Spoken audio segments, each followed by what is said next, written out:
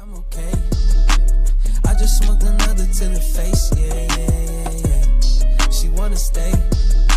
Singing to your bitch like I was Drake, yeah. Don't just try to tell me you love me. Can't keep it real if you really don't trust me. Come with a real, you here up in the front, so you get my meals. I'm gunning for the money in the bank. Come with a dank, scrolling that tank, rolling with the gang. You sitting out on the sideline tripping, I go to the hole with the rock like Pippin. Yeah. I'm okay.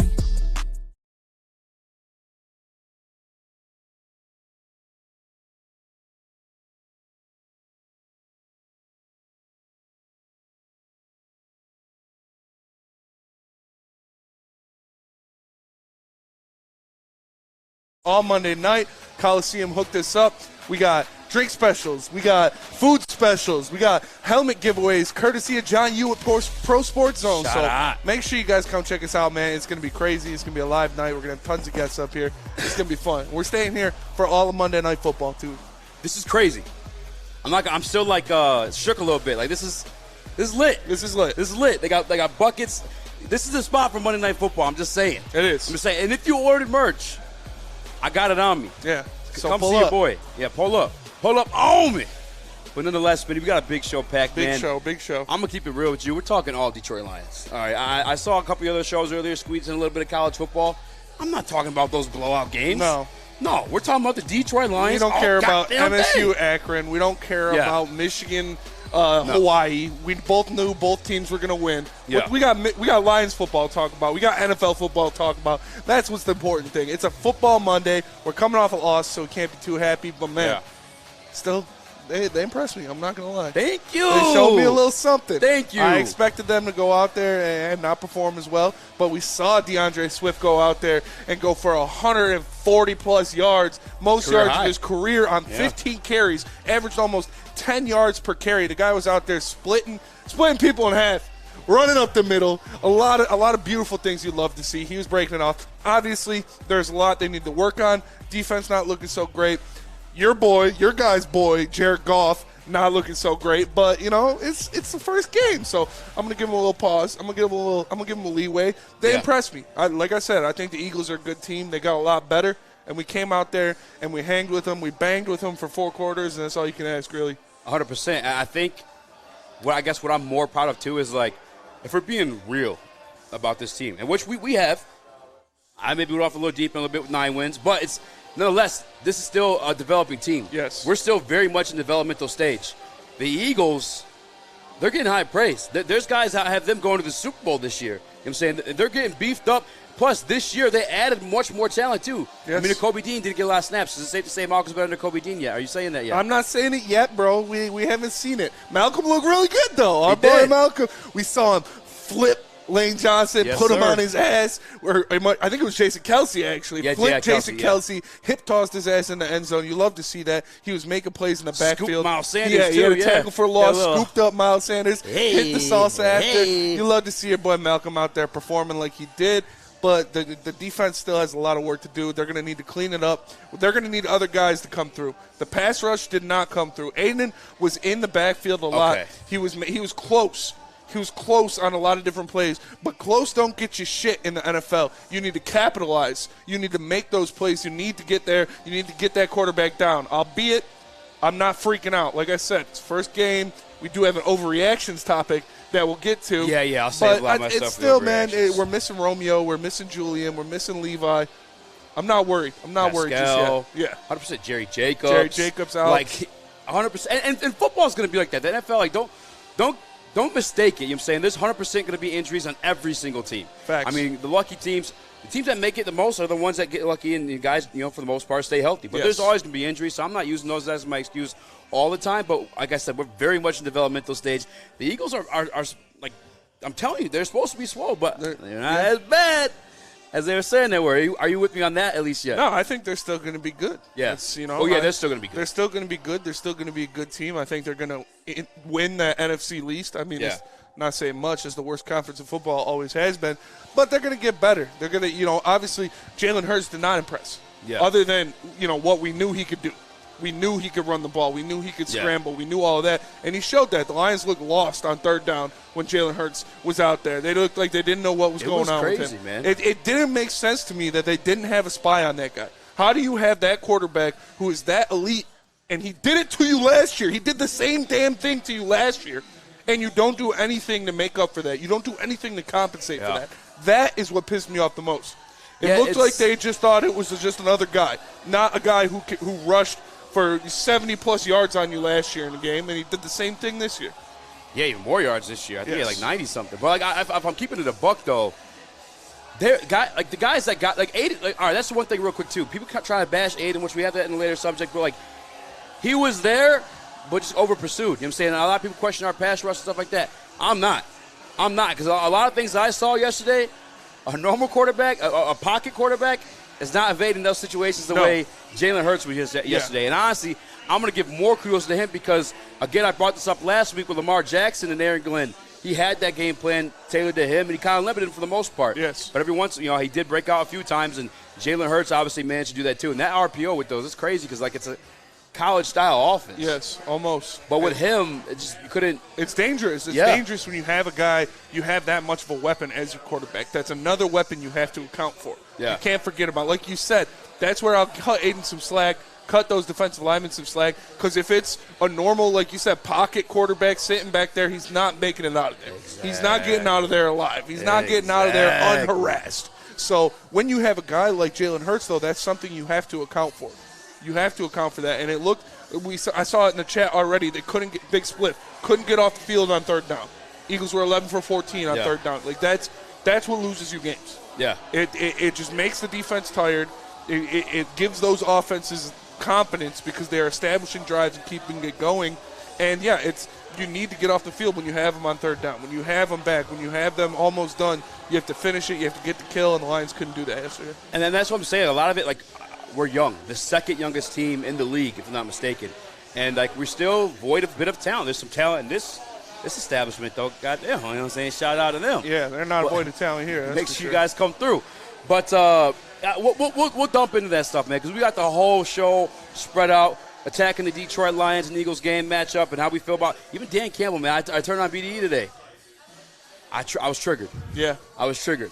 Questioning Dan the Man Campbell already, man. Already. And I'm not here for it. Happen. I'm not here for it. It's going to happen.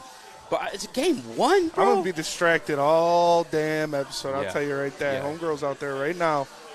She got that monk. She got that monkey on her. It's going to be a good show. Real quick, I guess we squeeze this stuff in before we go full force Detroit Lions. Full force. Le'Veon Bell. Yeah. Michigan State Spartan. Yes. Michigan State alum. Clean Adrian Peterson's clock. Knocked the head of boy seeing stars, bro. Yeah. What is your reaction to that? You know, it's Spartan dogs. Spartans dogs do what they do. And he went out there. He showed no mercy. He cracked Adrian Peterson on that egg-ass head of his and put him down. And, I'm happy for the guy. Happy for Le'Veon Bell to get that dub. Yeah. He probably got a payday from it, I'm sure. And maybe they'll set him up for some more. I know he was calling out Jake Paul a while back. I don't know if that's still going on or what's going on with there. I don't think he wants those problems with Jake Paul. But, man, it was a good dub. What up, Abe? It was a good dub. It was a good win for him, good knockout. And it was funny seeing, like, two athletes like that. They still looked so uncomfortable in their ring. I didn't get to watch the whole thing. Did you watch, like, I saw the knockout. I watched, like, a couple minutes of it, yeah. Yeah, I thought AP was going to tear his ACL again. Yeah. It was tough, man. It's fun. It's funny to watch stuff. Funny to watch that different kind of stuff. And, you love to see it. You do love to see that. Yes, I agree. You love to see it, man. We have many distractions in front of us. We got plenty to love to see. That's awesome. But, it was cool to see, and I'm happy for my guy Le'Veon. Speaking of fighting, UFC 279 was this weekend. Nate Diaz surprised me. He didn't get cut. Didn't get a single cut. Didn't get a single cut. Facts. How do you fight Nate Diaz and not cut? Guy you hit him with a piece of paper and he'll split. Yeah. Like Tony Ferguson, I don't know how. I don't know how it's even possible. You seen the memes of like the opponents that Tony's fought. They're all bloodied up, all messed up. Yeah. And then Nate Diaz, the guy, like you said, cuts from a sneeze. Yes. Clean. Walks away without a scratch. And he dog walked Tony. Tony don't have it anymore, man. Yeah. Tony, ever since he got on those psych meds. When he was better when he was He was crazy. Yeah, he was like talking to walls and throwing holy water on his family and stuff. I know it sounds messed up. But he took that dog out of him. Took the dog out of his chest. Yeah. If you want him to provide, you just gotta let him, run around the house doing crazy shit. For sure, gotta His wife's got to deal with it. No, I'm just kidding. That's messed up. I wish well for Tony Ferguson and his family, but I honestly want him to hang up the gloves at this point. He's not the same at all. It's probably time for him to hang him up for sure. Yeah, because he was, like, at his peak, I mean, one of the guys. I'm saying he was one of those guys, and Nate, as much as people love him, he's still very much subpar 500. I think he's 21-13, 22-13 now. And, like, for him to dominate Tony like that, Tony's just not the same guy. Yeah, he choked him out. It's his first finish since he finished Conor McGregor, that being Nate Diaz. And, that, you know, it's tough. It's tough to see that. You got two old men fighting. It's like both of the guys. Nate Diaz said after the fight he's going to go on to something else. He's going to do something else and dominate that sport and then come back and make another run at a championship in the UFC. So he's just in golf. I don't know. Yeah. He's going to join the live What do you think he's going to do? He's going to go in the WNBA. Nate Diaz out there swatting people. He's gonna make a run at Jake Paul. I don't know what's going on with that. Yeah, a lot of distractions bouncing around. So, you know, come up and view it. Come up and chill with the boys. We're gonna be here all night for Monday Night Football. So, what do you think of the Chimaev early take? Did you watch? He pretended like he was gonna give the high five. Yeah, and he went straight. He shot. Yeah, it's pretty scummy. Pretty scummy. 100%. Pretty scumbag move. And you're talking all that shit too, like throw the hands. Yeah, bro. yeah. I mean, that's what he does, though. That's that's part of his game. But that's a scummy move. I hate when people do that. The fake high five, the fake glove tap, and then go right into it. Like, it's kind of scummy. I know another point too. I was watching. Shout out to my boy Scott. He might end up coming up here a little bit later too. But he fights. He trains sambo and stuff like that. Good Lord. Yeah. Lots of distractions, guys. Make sure you head up here. Please come turn up the heavyweights. We got a bucket right now, but we're turning up. The best believe we're watching the Monday Night Football game. Seattle Seahawks. Russell Wilson's return to hit the place he built in a way. Let's ride. Bronco country. Let's ride. Let's ride. Yeah. Yeah. Hers were really nice though. What about they were. No, those are some. Those are some nice cheddars. But yeah, we're gonna go away for a quick break, and then we'll be right back. We're gonna break down every aspect of that Lions game. First loss of the year against the Eagles, tough fought game, but we're gonna get right into that after Eazy tells you about the Lions and what we're gonna be doing for their games. Tomorrow, I'm gonna have this video prepared for you guys because we had fun yesterday at the Brass Rail. Turned up. My guy Spinny and I got to hit the streets with our guys, Woodward Heavyweight crew, and we had some fun. All right, we hitting random tailgates, we taking random shots. It was a good time, man. Spinny, I think you out-shotgunned every single human we came across yesterday, for sure. too, by the way. Yeah. So shout out to you. And, guys, if you're tailgating, hit us up. We'll make sure to stop by because, Spinny has claimed many, many times no one can drink more beer than him, as well as the shotgun race. I've never seen – actually, no. You did get got by Will. Will who? Will got you. Tiger's Will. Worldwide Will. Oh, yeah. Well, that wasn't a shotgun race. Nonetheless. That was totally unfair. After that, we stumbled our way back to the Brass Rail with Ryan Armani, Braylon Edwards, Tom Mazaway, breaking down the Detroit Lions on the Woodward Sports Detroit Lions pregame show. The best party in the D, best believe it's at the Brass Rail with the heavyweights. And tonight, it's at the Coliseum. Make sure we come right back. So Woodward Heavyweights hit the like button. Fellas, let's be honest. We like things to be easy. We like simple stuff, like sports 7 days a week. We like things uncomplicated, like Lady Jane's Haircuts for Men. Open 10 to 8, 7 days a week. Walk in anytime. Sign in, sit down, watch your favorite team play, and before you know it, your hair will be game ready. Open 10 to 8, 7 days a week. Walk in anytime. Lady Jane's Haircuts for Men. It's wicked awesome. Life is full of hard choices. We're here to make one of life's biggest decisions as simple as possible. My name is Christina Gennari, and for over 20 years, I've helped hundreds of families buy and sell homes. We cover all of Metro Detroit and more, from large luxury homes to starter homes. We will work hard to make sure that you get the home of your dreams. So if you're in the market today or even thinking about buying or selling in the future, make the obvious choice. Christina Gennari, the obvious choice in real estate. Visit us at soldchristina.com today. What's going on, everybody? It's your boy Spencer for Big Boy, and for a limited time only, all new burgers and loaded fries are back at Big Boy. It's not the Slim Jim, it's the Big Jim. The chili cheese is such a tease, and guess what else is new? They got the bacon blue. So how about upgrading also those French fries? They got chili cheese fries, baked potato fries, and even nacho fries. Satisfy those taste buds at Big Boy, baby. What up, though? Welcome back to the Woodward Heavyweights. I'm your boy, Joe, my man, Spin Morax. What up, though? I'm smiling, guys. I'm cheesing. It's hard not to smile in this establishment. It's Tig-O Bitty season, okay? Tig-O Bitty season. This is wild. We're doing this every single Monday. I'm not going to lie to you. I'm out of my element. I haven't done this in a long time. I mean. And they just keep coming up, and they're just jumping and shaking. This is a game to them. Nothing better than titties, ass, and football, I'm telling you. Oh, my. And that is what the heavyweights will bring to you every Monday night. So make sure you guys come down, chill with us. We're at the Coliseum on 8 Mile. We got drink specials. We got food specials. We're giving out the mini helmets courtesy of John Yu in the Pro Sports Zone. So make sure you come kick it with the boys. We're going to be here all night. And who knows who you might see. People are going to be popping up in and out of this place. 100%. You know what's crazy? Pause. We are easily distracted during in studio when a hot girl walks Easy by gets the distracted window. when there's somebody looking at him out the window, and now we got titties in our face. So yeah. I don't know if Tim wants us using that word. You're gonna come cut your Achilles. That's hey man, we have breasticles in our face, so there's a lot going on. But we had a lot going on yesterday as well. First game, opening season for the Lions. Yes, they fall to the Eagles, 38-35. Hard-fought performance. What were your takeaways from that game?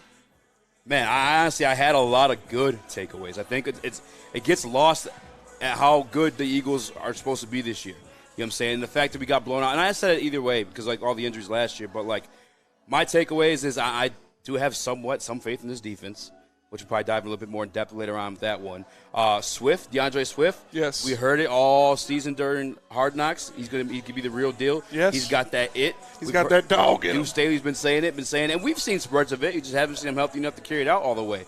However, yesterday we showcased 15 carries, 144 yards, 1 touchdown. Honestly, could have had 3 touchdowns if they didn't give it to Jamal Williams, which needs the goal line back clearly in that for fantasy implications. But DeAndre Swift, my first takeaway, the real deal. DeAndre Swift, he got it. He's it. The real deal, Holyfield. He is it. He is him. He is Timothy Turner. We saw him out there, like you said, 144 yards on 15 carries. Yeah. Bro had 9.6 yards per carry. That is impressive. That is wild. Especially against that Philadelphia defense, who's supposed to be big and bad, who's got that defensive line, who's got those cornerbacks that can step up in the box and make some plays. I was very, very happy with what we saw of DeAndre Swift. He was getting what he wanted when he wanted. He was it wasn't, again, 10-yard carry. He was one of his first carries a game. He went for 45, 50 yards. The guy was busting out. Pause. He was busting out there, making these big chunk plays. You love to see that. He was excited. He was going hard. He ended up getting that touchdown. So I'm excited for him. That was obviously a big takeaway. Another big takeaway was our boy Malcolm Rodriguez. Our boy Malcolm Rodriguez was out there making plays. He got the start. He did. They said he wasn't, but they lied to us because he was starting foes on deck. He was out there, and we saw him flip Jason Kelce. Yeah. Like we said, we saw him make a play in the backfield. Miles Sanders. Duck the blocker, get into Miles Sanders, and make the tackle for a loss. It was impressive. The guy had some great plays for a rookie. He has a nose for the ball. He was all around it, and, we told you. We told you. Yeah. Courtesy of the heavyweights, listen to us. We know our shit. So I was happy to see my boy Malcolm out there making plays. Yeah, it was dope, man, too. And I think another thing, which we kind of assumed headed into the season anyway, but we got to, confirm it. The Detroit Lions offense, also legit. As well as, maybe I should start with this one, Goff gone Goff. I get people are more excited than him and being the Ben Johnson offense and him having helped tailored it. But quite clearly, there's still some kinks that he and the receivers need to work out. Some miscommunication issues that one resulted in a pick 6, which I didn't know who to blame for that one initially. I mean, obviously it looked like a wrong read, but there's also some pressure on that one too. But Dan Campbell confirmed today it was a miscommunication, not on Goff's part, for that interception, the pick 6. But nonetheless, to put up 35 points on a bad day, I'm pretty damn impressed about it. And I think this Lions offense is the real deal. The offensive line as well, especially. Actually. It is impressive. Yeah, like you said, the offensive line was out there. The people movers, they were doing their thing. We saw them going out there and moving people around, even without the full complement of players. We saw them making the reads. But like you said, there were a lot of miscommunications. Goff and his receivers seemed to not be on the same page. Goff and his receivers seemed to not be on the same page for a lot of different plays in the backfield. We saw a lot of wrong reads. We saw a lot of wrong placed balls. So hopefully they clean that up. Maybe it's just first game jitters. Hopefully they clean that up against Washington, because Washington, they look pretty good in their first game too, and that's who we're going to be playing next. So we'll see when Scary Terry and the boys come to the house how that plays out. 100%. Honestly, God, I want to apologize actually for getting this one. I meant to say this at the top of the show. Yes. Can I get a solo cam for this one, Sus? One pride You guys fucking rocked it out. Shout out facts. to everybody in that goddamn stadium yesterday, turning up. Multiple false starts. And I brought this up last week to the Chicago Bears game, and that was a Monday night football game, like nighttime meeting. You turn it up, you're done with the workday. No, this is Sunday, 1 o'clock game. Everybody's in that bitch. Turn up. Multiple false starts, and that's what we can bring as one pride for the Detroit Lions and be a part of helping this team win, because that does contribute. Facts. I'm saying this false starts. There was a point Penei Sewell said today to Maddie, actually, he said, I couldn't even hear Jared Goff calling plays. And that's when you're supposed to be quiet. Yes. You know damn well you're purposely being loud on the defensive side of the ball. Shout out to One Pride. Everybody that showed up to the game yesterday and was turned up. I know it was sold out, but you guys rocked it yesterday. That's honestly a big takeaway. I want to make sure we bring that same energy come next week, too, against the Commanders. Yeah, we got to keep doing that every week. I know everybody knows Lions fans. They're the best fans in football. They show up. They always show out, and that was imperative. We saw it. We were there. We were there outside, saw all the fans there before the game, after the game. You guys went crazy. Even Dan Campbell shouted you guys out, said you had the place rocking, and that is so important. It's so vital, especially in a place like Ford Field, in that enclosed dome. Shit gets loud in there, and some teams aren't ready for that. Like you said, the Eagles, multiple false start penalties. That plays a factor in the game, so I'm very excited. I'm excited for the guys. I'm excited for this city to be excited about the team, and I hope they don't let that loss hamper their excitement. I hope they don't let that turn it down a little bit. Like this was a team they weren't supposed to beat. I know a lot of people had them. Oh, we're going to win this game easy. Made $5 bets on everybody that he lost. Oh, they're going to win this game. Why'd you bring that up? Ryan Amani had them winning the game. This Philadelphia team is good. They're going to win their division this year, and we aren't at that level yet, but to see us play up to that competition, to see us put up points like that, put up 35 points like that is impressive, even when Goff didn't have his best day, even when the defense obviously has some things they need to work out. You guys need to keep showing up, keep bringing that same energy, because it helps out more than you know. My Lord. Wow. Scenery. Beautiful scenery. Shout out. Beautiful scenery here at the Coliseum nightclub. Make sure you guys come through. And honestly, you know what? I'm going to put it out there right now.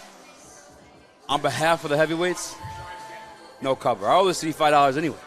I owe everybody $5 anyway. No cover tonight. Come through, man. Coliseum nightclub. I'm telling you, beautiful scenery going on. And we're definitely turning up for the Monday Night Football game following the broadcast. But, 100%. The crowd was rocking. The offense, I got to get back to that takeaway, though. This is a team last year that we played, and we only put up one touchdown, and it was at the end of the game. And we were trying our damn hardest to do it, too. I'm saying, was it 44-6?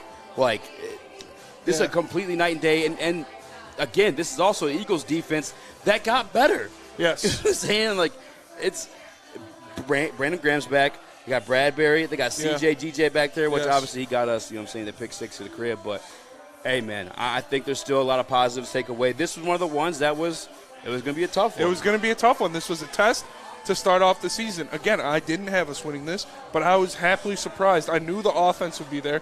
I knew the offense would step up, but not in this way. I expected this offense to be going at full steam if Jared Goff was on point. It's real hard to stay concentrated, but with Jared Goff to stay playing, with Jared Goff to make sure he was on point, connecting with his passes, not having those miscommunications with his receivers, and they didn't see that. But they stayed in the game thanks to the run game, thanks to DeAndre Swift, thanks to the play calling of Ben Johnson, where Penei Sewell even said it's a night and day difference with Ben Johnson calling the plays, running this offense. It's something new. It's something great for them, and you love to see it. So when this team cleans up those little mistakes they had with receivers, you can see them being very dangerous on offense. And if that defense can piece together more runs like they did in the fourth quarter, where they were actually stopping the Eagles, where they were making plays, this team is going to be dangerous. This team is going to be someone to be reckoned with, and I'm excited to see it.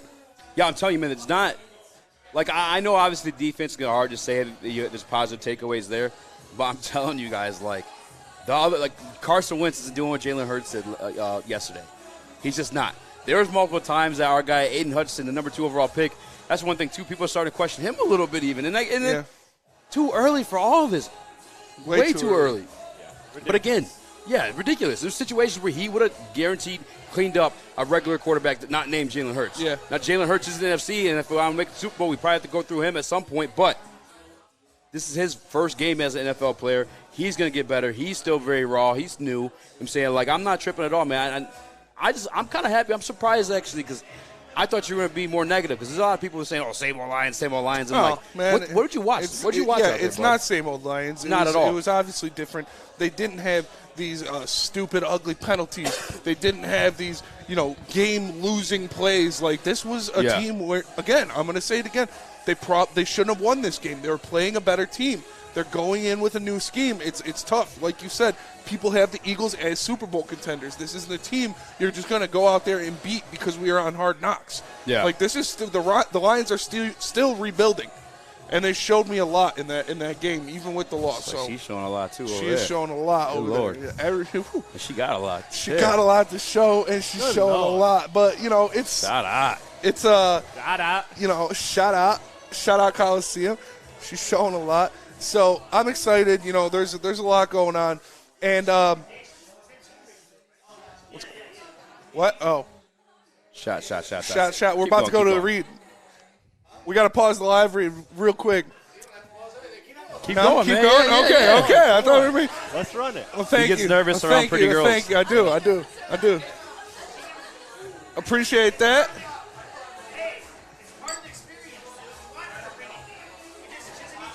Yeah. Deal. I'm with it.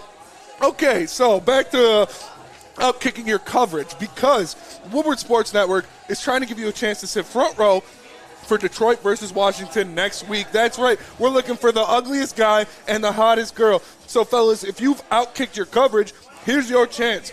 Post a pic of your superior-looking partner on Twitter or Instagram with the hashtag Woodward Front Row. Follow us and tag Woodward Sports. Hurry because they're selecting a winner September 16th. So make sure if you outkicked your coverage, you show us. We are the Woodward Heavyweights live from the Coliseum. We'll be right back.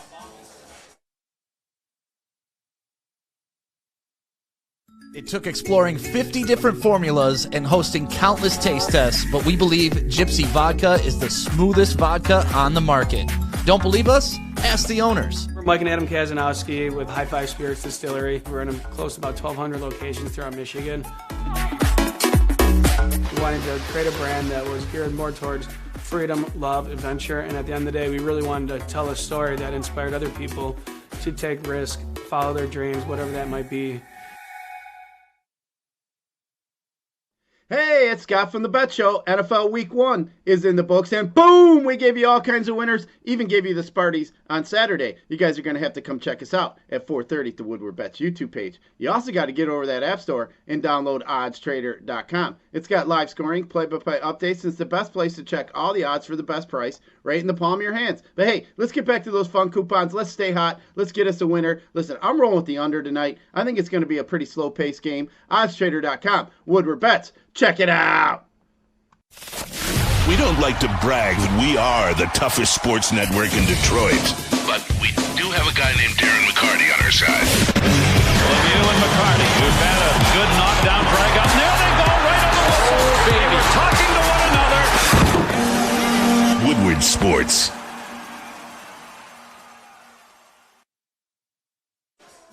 What up, though? Welcome back to the Coliseum nightclub in the Woodward Heavyweights. I'm your boy Eazy, joined my man Spin Morax. What up, though? We're in the VIP tonight. All right, all night. Honestly, I might say even a little bit after the game's over. Maybe, yeah. I'm probably gonna have to actually. Why not?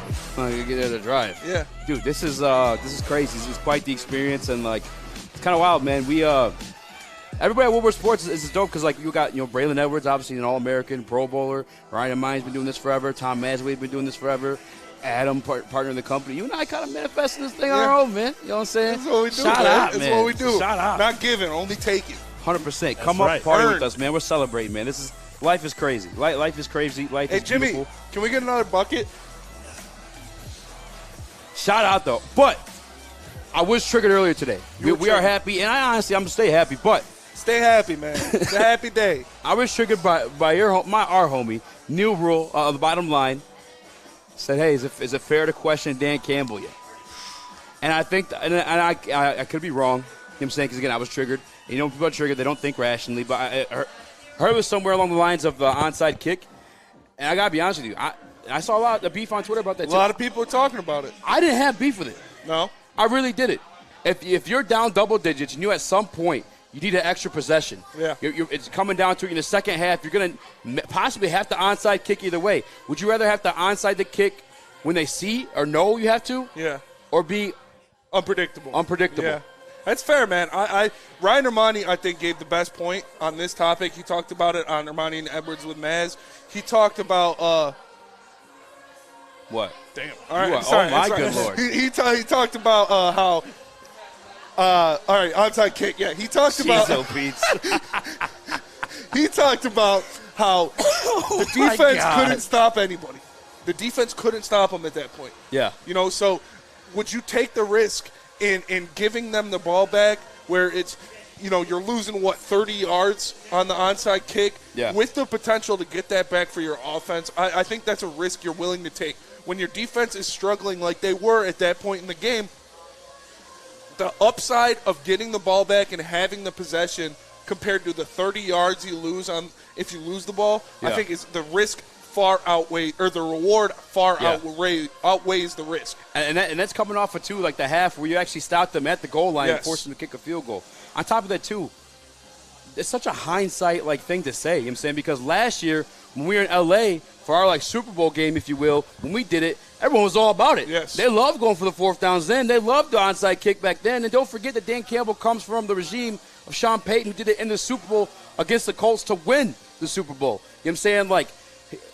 I don't, no pussyfoot around when it comes to Dan Campbell. Right? This guy's really about biz. You know what I'm saying? He's about crushing kneecaps. And that you got to take those type of risks. You got to put your nuts on the table if you want to win. You just absolutely have to. You have to. When you're in a position like the Lions where they're obviously the worst team, where they're not the better team, where they're being outplayed, you need to put yourself in every position you have.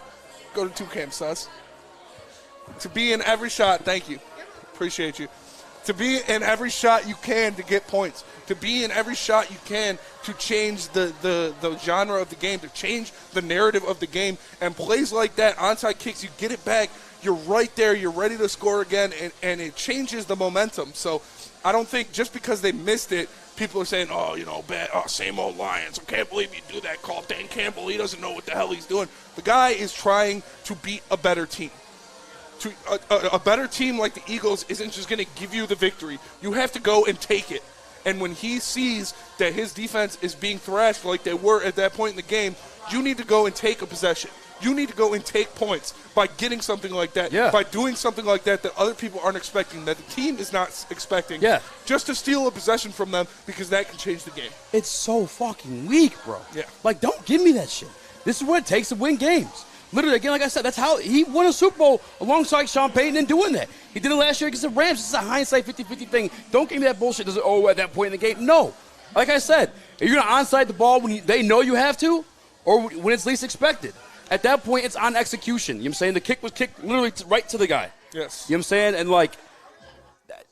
don't question Dan Campbell. On top of that, too, we still had opportunity to win the effing game, man.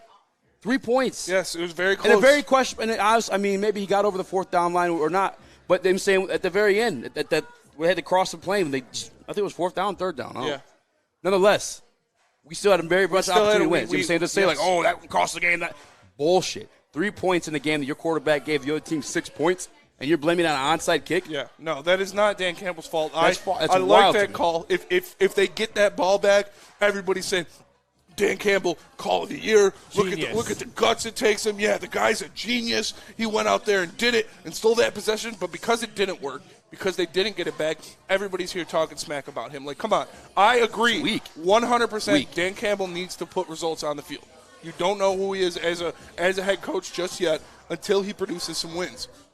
Bottom line, that is what the NFL is about winning games. So you need him to go out there and produce results.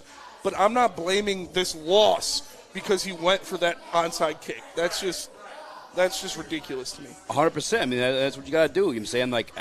I'll go back to the L.A. Rams game again. You know what I'm saying? All the fourth downs they went for, the fake punts, the onside kick then, the shit was brilliant, and it kept us in a game that we should have been out of, Smitty. We had no business being in that game last year with that team specifically. Now, cut to this year, obviously a little bit more of a fighting chance than we did last year against the Super Bowl winning Rams, but still, that's what you got to do to win. To hold that over as a coaching thing, it's just stupid to me. If there's anything to question to him as a coach from yesterday, I'd probably go to him. There's 54 seconds left on the clock, and they took that timeout right before the half. Because at that point, obviously, we stopped them at the goal line, and they still had time to kick that field goal. Yeah. Had we not called that timeout, maybe that's not, That is definitely the question, is the clock management late in the first half. That is what that is. That's the only question I have. A lot of people bringing that up, and that is a valid point. But the onside kick, man, it's like I said, you're going against a better team. You need to steal points and steal possession somehow. He felt that was the best place to do it, which I agree with him, because at that point, his defense was getting torched. They couldn't stop the Eagles. Yeah. So why would you put them back out there after they're tired, after they just got torched? We went and scored, but they're still, they're a tired defense. They've been on the field a lot. We needed that, and it didn't work out, unfortunately, but I like the call. Exactly. And that was the point. Yeah. For me, that was the point of that whole thing, was the momentum of the game. The Phillies offense was getting whatever they wanted to at that point, but they still. Okay. Can you guys, in my audio coming through? Yeah. Okay. It's just there was something in the background. Okay, got you. All right, but my point was being that with this defense, the Philly defense was just killing it at this point, and we needed something to score. We needed some type of momentum change, and that was the only way we were going to do it, was through that. No, I'm not the onside kick stuff. Like, people bitch about that. It's weak.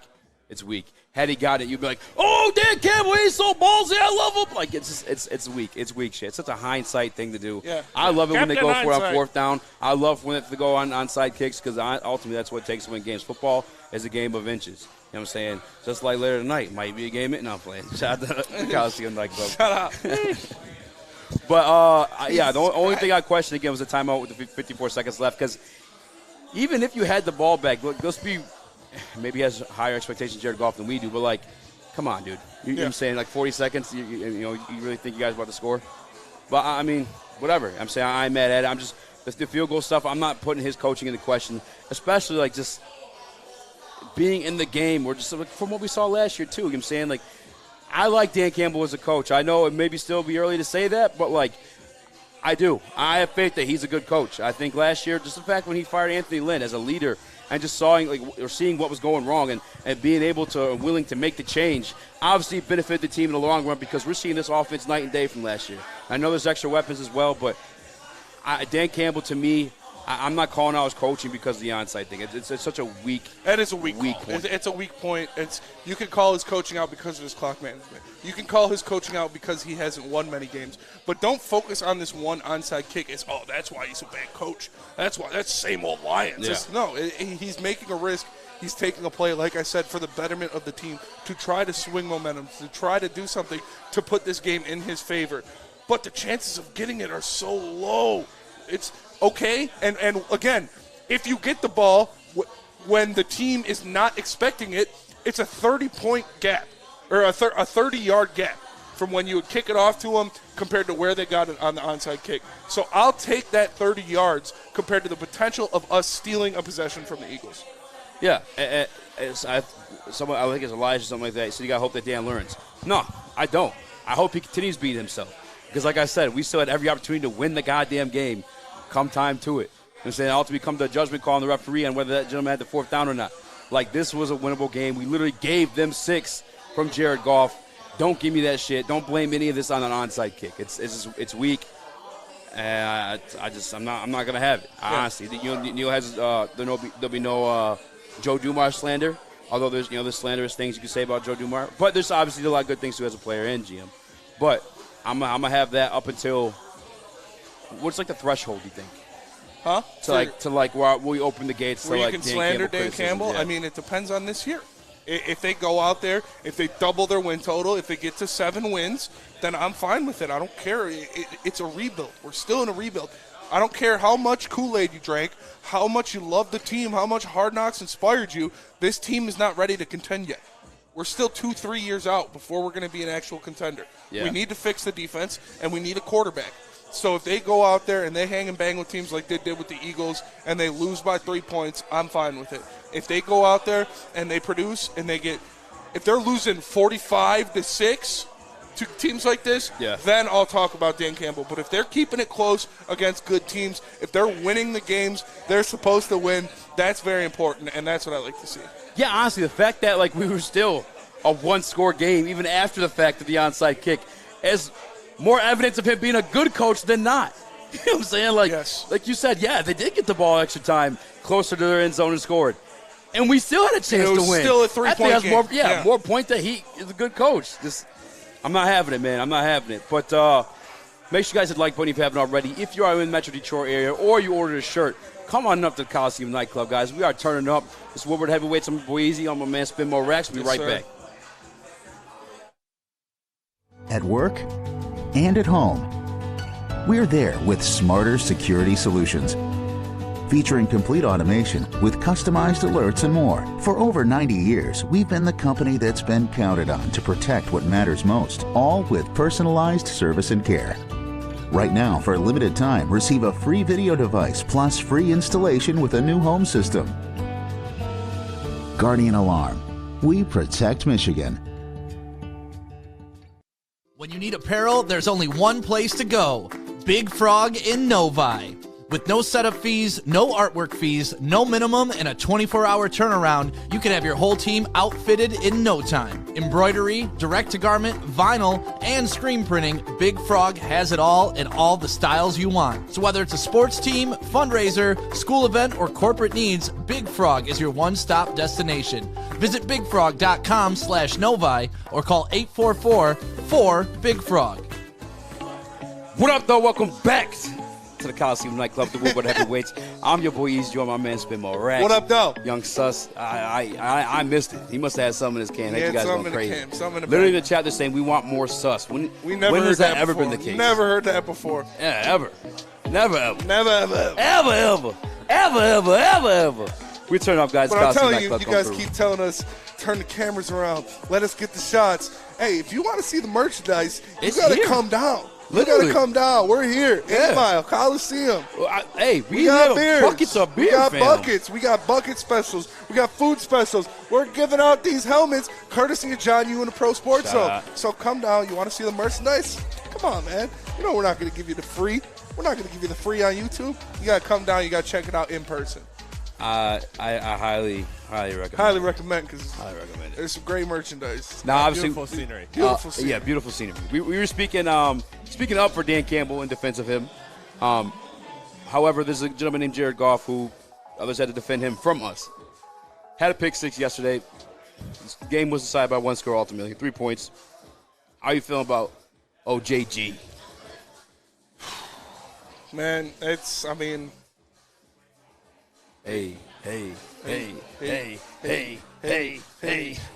Actually, real quick, can I say something? Is that my Bessie and a Tessie? I'm like, you ratchet as hell. I want to say something about the Jared Goff stuff because we are known as the Jared Goff truthers. Yes. We call ourselves truthers.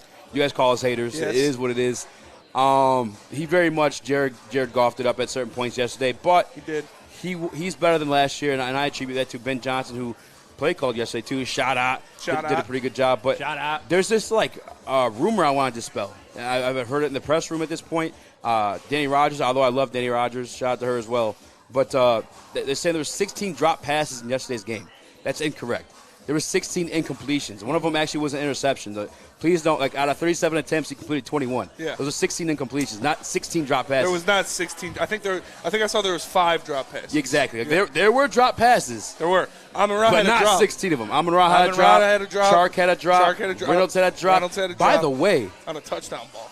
as crazy as this sounds, and maybe I was being a fanboy yesterday because I took positives away from yesterday. I know we lost, and obviously I don't want us to lose, but just knowing where we come from, I took positives away from yesterday. On that Josh Reynolds drop, I was like, damn. Come probably 4 more weeks, 5 more weeks. That's Jamison Williams running that route. Yes. And that's to the crib. That's to the crib. That's to the crib. For you sure. know what I'm saying? For sure. It's Jared Goff, as much as you labeled us the haters, as much as you guys can't stand us, he is what he is. He was what he was. He made some nice plays. He made some bad plays. He made some bad reads. He looked uncomfortable in the pocket at points. He looked like he didn't know what he was doing in the pocket at some point. So I want to pause the Jared Goff love. Can you guys do that for me? Can you just pause it now? He's not the guy. You're not that guy, pal.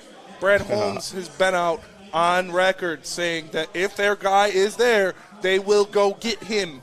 him, not Jared Goff. Jared Goff is not him. He is not Himothy. He is not that man. So I think we need to realize what he is.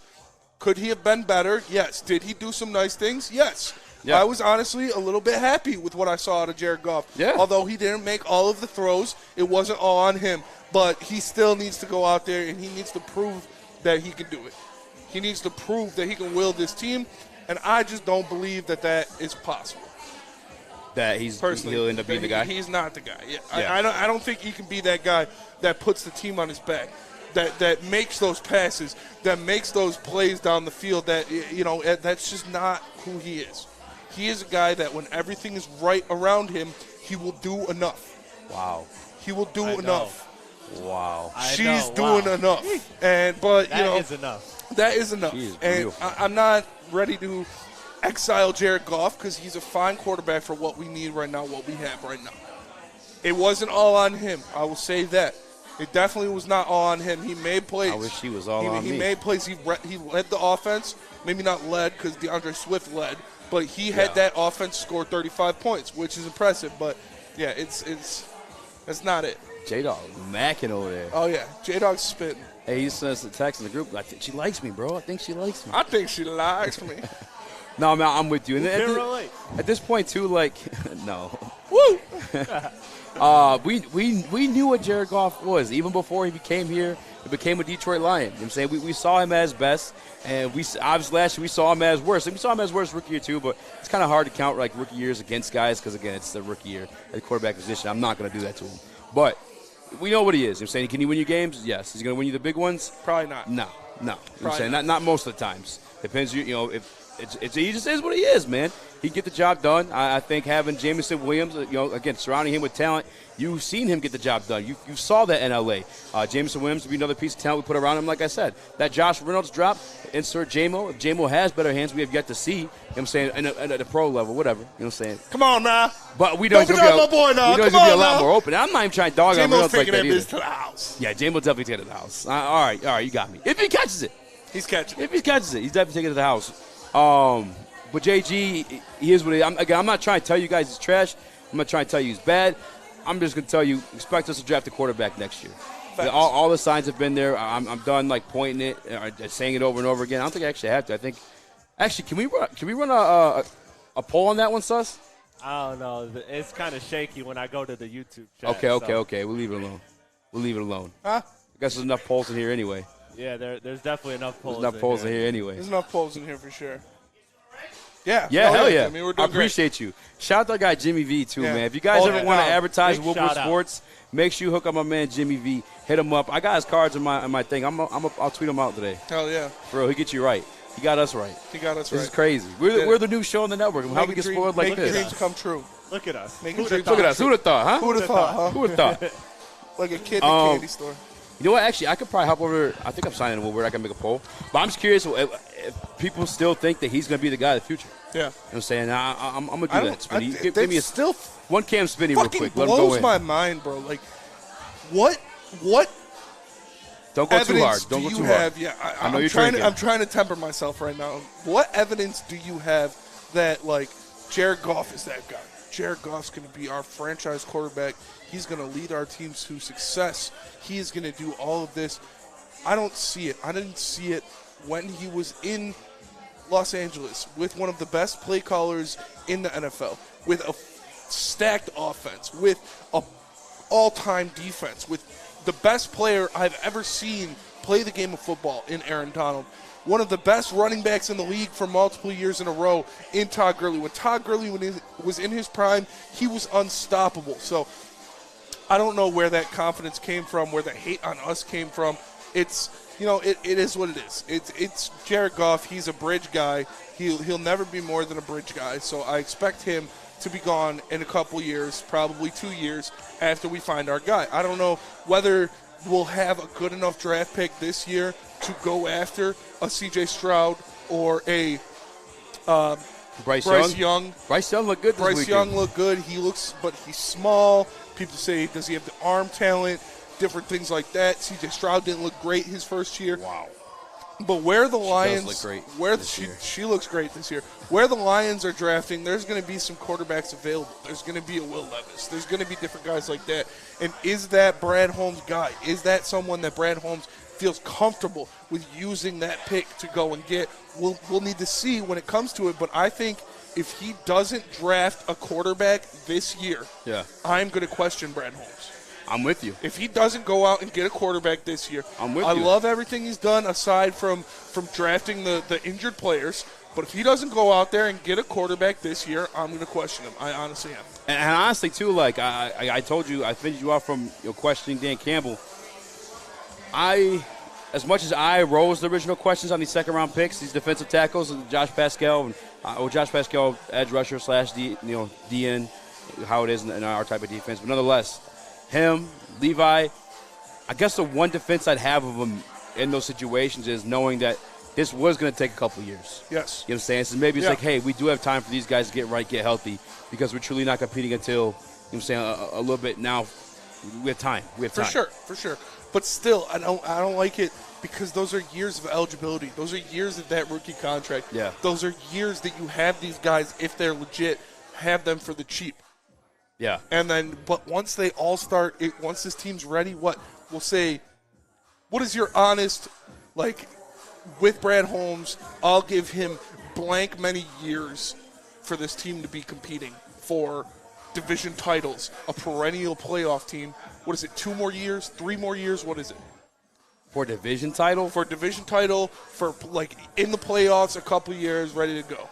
I think we have a division title as soon as next year, to be honest with you. I don't know. I think this year, I'm not saying we're going to win one, but I think we're going to surprise a lot of people with how competitive we will be for one.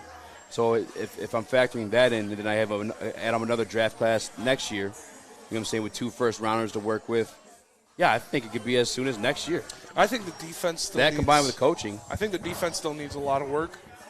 I think we need to find our quarterback still, obviously, and we have a lot. Well, Jared Goff's been a division winner before, though. Yeah. You know? That's fair, but, they're going to get a quarterback. Yeah. Before they're there. Yeah. If you want them to get a quarterback next year, you want to get a quarterback in this draft, that takes away from what we'll be able to draft in the first. Yeah, we have 2 picks in the first round, so I'm assuming we're going to go quarterback and defense, but we still need to build that defense. The defense needs a lot of work before we're ready to compete. Honestly, I think, and again, and this may be, I guess, may look better than it really is because of the type of schedule we have, but I think this defense, I think a lot of people are going to be surprised this year. Outside of, this, actually, Jeff Okudah. Jeff Okudah looked pretty good. God damn. And if one thing for sure you can't question about him, he's a sure tackler. Yes. 100% a sure tackler. Now, the fact that he has a lot of tackles also means he gave up a lot of catches. Yes. So there's that part of it, too. But this is really year 2 for him. But I think this defense will be a little bit better than people think. I think you have to also have to factor in Aaron Rodgers maybe leaving soon. You know what I'm saying? I don't know, division.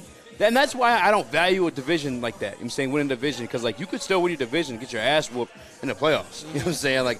Happens in the NFC East every single year. It's a playoff game for me. I'll say 2 years. Division title, I think 1 year. Yeah. At least I got if I'm bringing it down like that. It's tough, man. Like I said, there's still a lot they got to do. I liked what I saw out of Jeff Okudah. I don't know why Will Harris was in the game. I guess Jeff Okudah was dealing with cramps. Yeah, or something like that. And Will Harris got dragged 10 yards. That was that 50-yard bomb that put him right there before halftime. Yeah, that was embarrassing to watch. That's Will Harris, though. You know what I'm saying? That happens to him. He literally got dragged for 10 yards. And that's what I'm saying, though. You know what I'm saying? I guess that Holmes gets this offseason to acquire both the free agency, trade, or whatever, and then the draft to replace a guy who's not Will Harris in Will Harris' shoes. You know what I'm saying? I don't know. I think it can happen quicker than we think, what we expect. But give me, just because it started with Jared Goff, give me a grade for Goff yesterday. A grade for Jared Goff yesterday, I'm going to give him a C+. C+? C+. Yeah, 21 to 37. 2 touchdowns, 1 interception, right? Yeah, 21 to 37. He was 21 to 37, 215 yards, 2 touchdowns. All right, I'll give him a B-. Okay. It was a B- because there were plays that could have been made that he didn't make, and obviously that's not on him. Yeah. He could have placed balls in better spots, but you can't do – if your receiver drops a ball, there's not much you can do there. But I don't know, man. I think there were opportunities for him to really drive the ball down the field. We saw that pass he had to DJ Chark for the touchdown. That was beautiful. Yeah. It was a beautiful ball. He placed it right there. DJ Chark caught it for a touchdown. I wish we would have saw more of that. I wish we would have saw more of him driving the ball down the field. Yeah. But we unfortunately we did not really. So I expect him to be better in their next game against Washington. I expect him to go out there and make some plays. But man, it's I'll give him a B-. Terminator Juice in the chat says drafting a rookie quarterback is always a gamble. Just look at the top quarterbacks taken each draft in the past decade. Who actually turned out to be a franchise key? Well, quite a few. Yeah. Lamar Jackson, Patrick Mahomes, Justin Herbert, Joe Burrow. Quite a few. If he's not good, you just then you have another terrible season, and then you have another shot at one of the top quarterbacks in that draft class. You don't even know it even until like a year. It's a rookie QB. There's multiple routes to take, like we said. Someone else said we just want a QB, just want a QB. Do you not want a QB? Do you not want a quarterback? The most important position on the entire field? Yeah, we want a QB to compete and win. Yeah, that's why we want a QB. God, that is so That was But it's like, we've talked about it before, there are multiple routes you can take. You can draft a quarterback early. He can be a stud. He could be a franchise guy. Good, you're set. Nothing, you have that guy. You have that guy going forward. That's the best route, obviously. If not, you can go the Cleveland Browns route. You can go the Denver Broncos route, where you draft that guy, he doesn't work out, but you have the rest of the team already set. And so when you're there, when you're a quarterback away, you package that and you go get a guy. 100%. Hey, we here turning up. All right. Honestly, I did probably just to focus on the homework, all this stuff, because this is so much. This is going to spread all throughout the week, man. I love football season, man. But before the booze hit me, so we take another shot, celebrate life.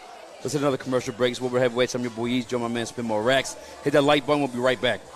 Hey, this is Mr. Kearney, Chief Academic Officer, Academy of Warren. I want to welcome you to the brand new Field House. The state-of-the-art facility has a regulation basketball court, volleyball court, soccer field. It can be used for 7-on-7 football. Our K-8 academic features AM, PM, latchkey, small classroom sizes, Learning Street, futuristic media center, free breakfast and lunch, Holton Mifflin curriculum, academic games, K-8 athletics, and more. Enroll today at academywarren.net. You're an ugly guy, and that's okay because you've outkicked your coverage with your significant other. Well, that's good news for you. Their hotness and your notness could get you front row tickets. The Woodward Sports Network is giving you a chance to sit front row for the Detroit versus Washington football game. That's right. We're looking for the ugliest guy and the hottest girl. So fellas, come on. If you know you've outkicked your coverage, here's your chance. Post a pic of you and your superior-looking partner on Twitter or Instagram with hashtag Woodward Front Row. Follow us and tag at Woodward Sports. Hurry, because we'll be selecting a winner September 16th. We can't wait to see you. Well, her. From the network that always outkicks the competition, Woodward Sports.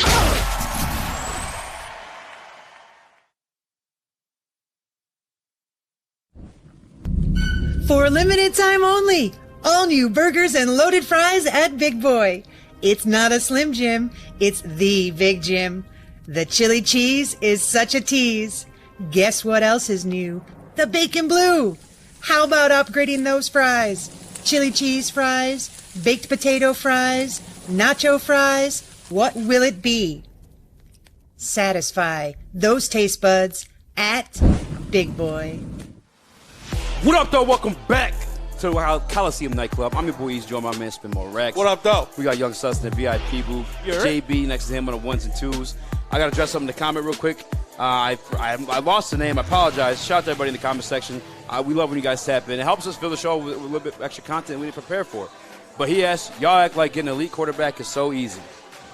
Does that mean we just don't try? Are they? Yeah, that's what I'm. Do you just not try? Are you guys so scared of doing that? Is it something we should? Oh, Goff is as good as we'll ever get. We should never try to draft a quarterback. Yeah. We should never trust our scouting department and Brad Holmes to have faith in a guy and go grab him and bring him into this team. We're good. We're good here. Yeah. We're good with mediocre. That's fine. So we should never try. Like, get the fuck out of here with that shit. That pisses me off so much. That's loser mentality. That's like if you have like a C+ girlfriend at home, and and you're here, and this lady with the neon green, maybe it's worth trying to risk and tame Shout out her. Neon Maybe you want to tame the neon green. You know? Maybe. Maybe. That's A+. If it's Because tamed we're at right, the Coliseum. you're come going down to and the see Super Bowl, us. buddy. And maybe you're going to outkick your coverage contest here, too, guys. Yeah. Honestly, you can probably pay these ones just win front row seats. Hell yeah. We're the list Why- killers. why Do we wouldn't need you to want make to? a list of the Coliseum? Why wouldn't you want to, man? No, 100%. Though, like, I didn't understand that comment. You're just not supposed to try. I mean, that makes no sense Doesn't at all. make sense at all. Look what happened. Here's an example. L.A. Rams. They tried. What happened? Yeah. They won a fucking Super Bowl. Yes. Pretty sick, huh? Yeah. Tampa Bay Bucks. They tried. What happened with them? Yeah. Come Again. Come on, And these are situations where you tried to get that guy in the draft. It didn't work out. But you have the resources, and you have that guy who another team might have faith in, and so you trade them to get the guy to put you over the. Do you want the Lions to trade and get that guy now with no defense, with nobody behind you? Like, no, stop it. You draft people to hope for them to succeed for your franchise. You draft one of these top-flight guys because you think they're going to be successful in this league. Just because, it never works out. Why would we draft a quarterback? That doesn't make any sense. Like, stop it, man.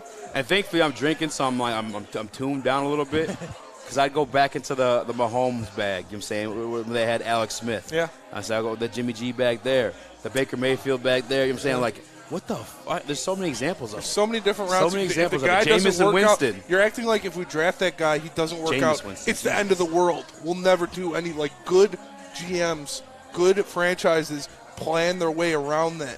They go out and they trade for a Russell Wilson. They go out and get a Tom Brady. They trade for a Matt Stafford to put them over the hump. So if the guy you drafted and had faith in doesn't work out, there's still more things you can do. But one thing that will never fucking work out is sitting there and accepting mediocrity.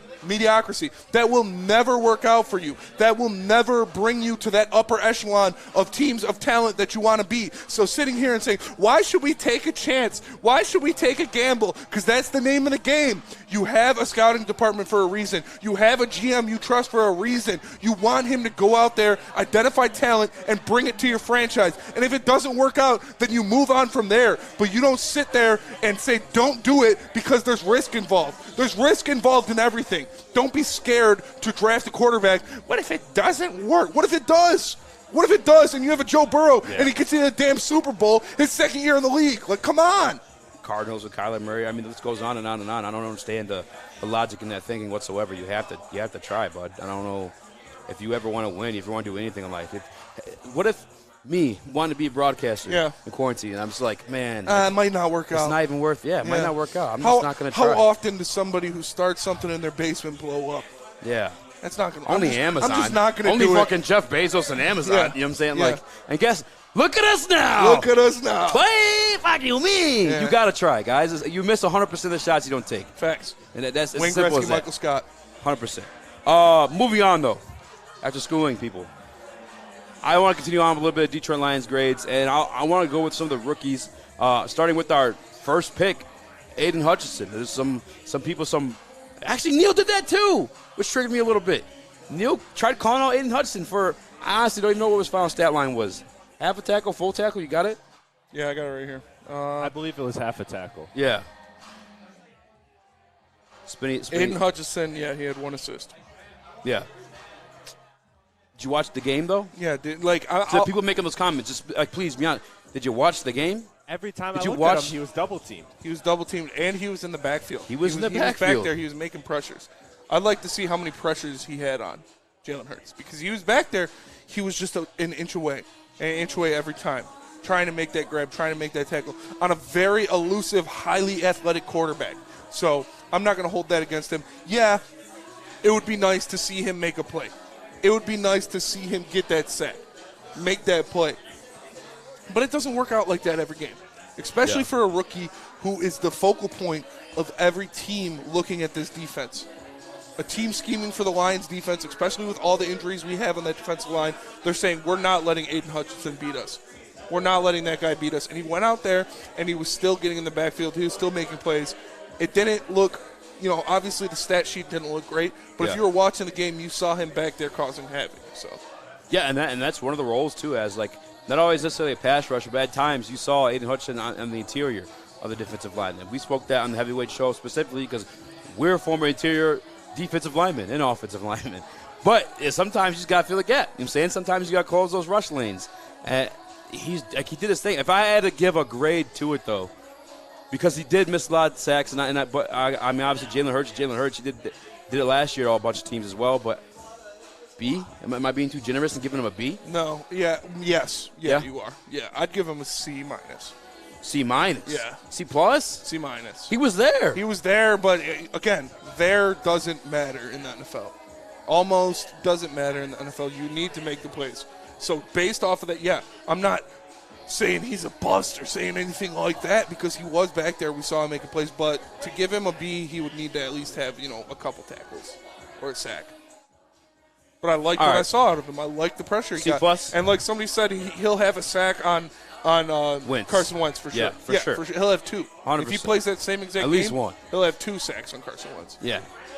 No, I thought Aidan, I guess, especially on the defensive line, or just football in general, man. Like, not everything is, white and black like that. It's a lot of it's schematics. A lot of it's just, staying to your holes, your gas, and holding, your accountability, your assignment on that play.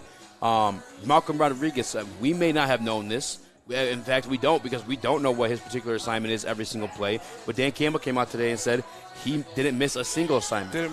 But he only had 4 tackles. Yes. You know what I'm saying? So, just because you don't necessarily show up in the stat sheet doesn't mean you had a bad game. Yeah. On top of the fact, God, come on, are you watching? You know what I'm saying? Yeah, are you watching? Malcolm had 4 tackles, 2 assists. He went out there. He made plays. We already talked about it. Tackle for loss. Yeah, he had that great tackle for loss where he went right around the blocker, cut up to Miles Sanders, made the tackle. He had a couple great plays where he stood him up in the hole. Seeing him take on blockers, I was very impressed about that too. Seeing him meet blockers so they can't get out there, stuffing that hole. I liked what I saw of Malcolm. Obviously, we knew he was going to go out there and make plays, and he did it. So I'm happy for my boy. 100%. Simon said, I guarantee I'll be better than anyone working at Woodward. All right, bud. I'm rooting for you. Yeah. I'm rooting for you, just so you get big enough so I can say I'm still bigger than you. But he's a wild boy there. Literally the fucking Rams won a Super Bowl. But nonetheless, I digress. Someone else in the chat says, just be truthful. Admit Hutch is a bust. That was no name. Love what? Yeah. Drake? Drake? Drake? What? Game 1, a bust? Yeah. Although Trayvon Walker did his goddamn thing, had a sack and interception. Trolling. Yeah. Yeah, got to be trolling. That guy's trolling. Yeah, his name's no name. Again, Aidan Hutchinson was... Probably Silence Dad defending him. Aidan Hutchinson was the focal point of the defense as a rookie. Aidan Hutchinson was going up against one of the best offensive lines in the NFL. I'm not happy with his performance. Obviously, you'd like to see him get on the stat sheet, see him make plays, but I'm not saying he's a bust, or I'm not saying he had a terrible game, because he was in the backfield, and he was inches away a couple times. So yeah. He'll clean it up. He's going against, again, the focal point of the defense, top 5 offensive line in the NFL, and a freakishly athletic mobile quarterback. So, yeah, I'm not tearing him apart because of that one. I said C+, and how you feel about his Rookie of the Year odds, though? Defensive Rookie of the Year odds. I mean, it's still there for sure. Yeah. We just need to get healthy. Did Trayvon Walker's emergence scare you a little bit there? No. Yeah, I mean, sack and interception first game. Yeah, that's no, that's good for sure. But again, one game. It's one game. RELAX. Hutch is going to be fine. Calm down. His Rookie of the Year odds are still there. Yeah. You know what's actually kind of this next week will be a good measurement for him, because we then have gotten to see Trayvon Walker versus the offensive line of the Washington Commanders, and now we get to see Aidan Hutchinson against that offensive line of the Washington Commanders. So I guess that this week really, maybe we'll tell. Who's know? They're different players too. I'm saying Trayvon is like that type of.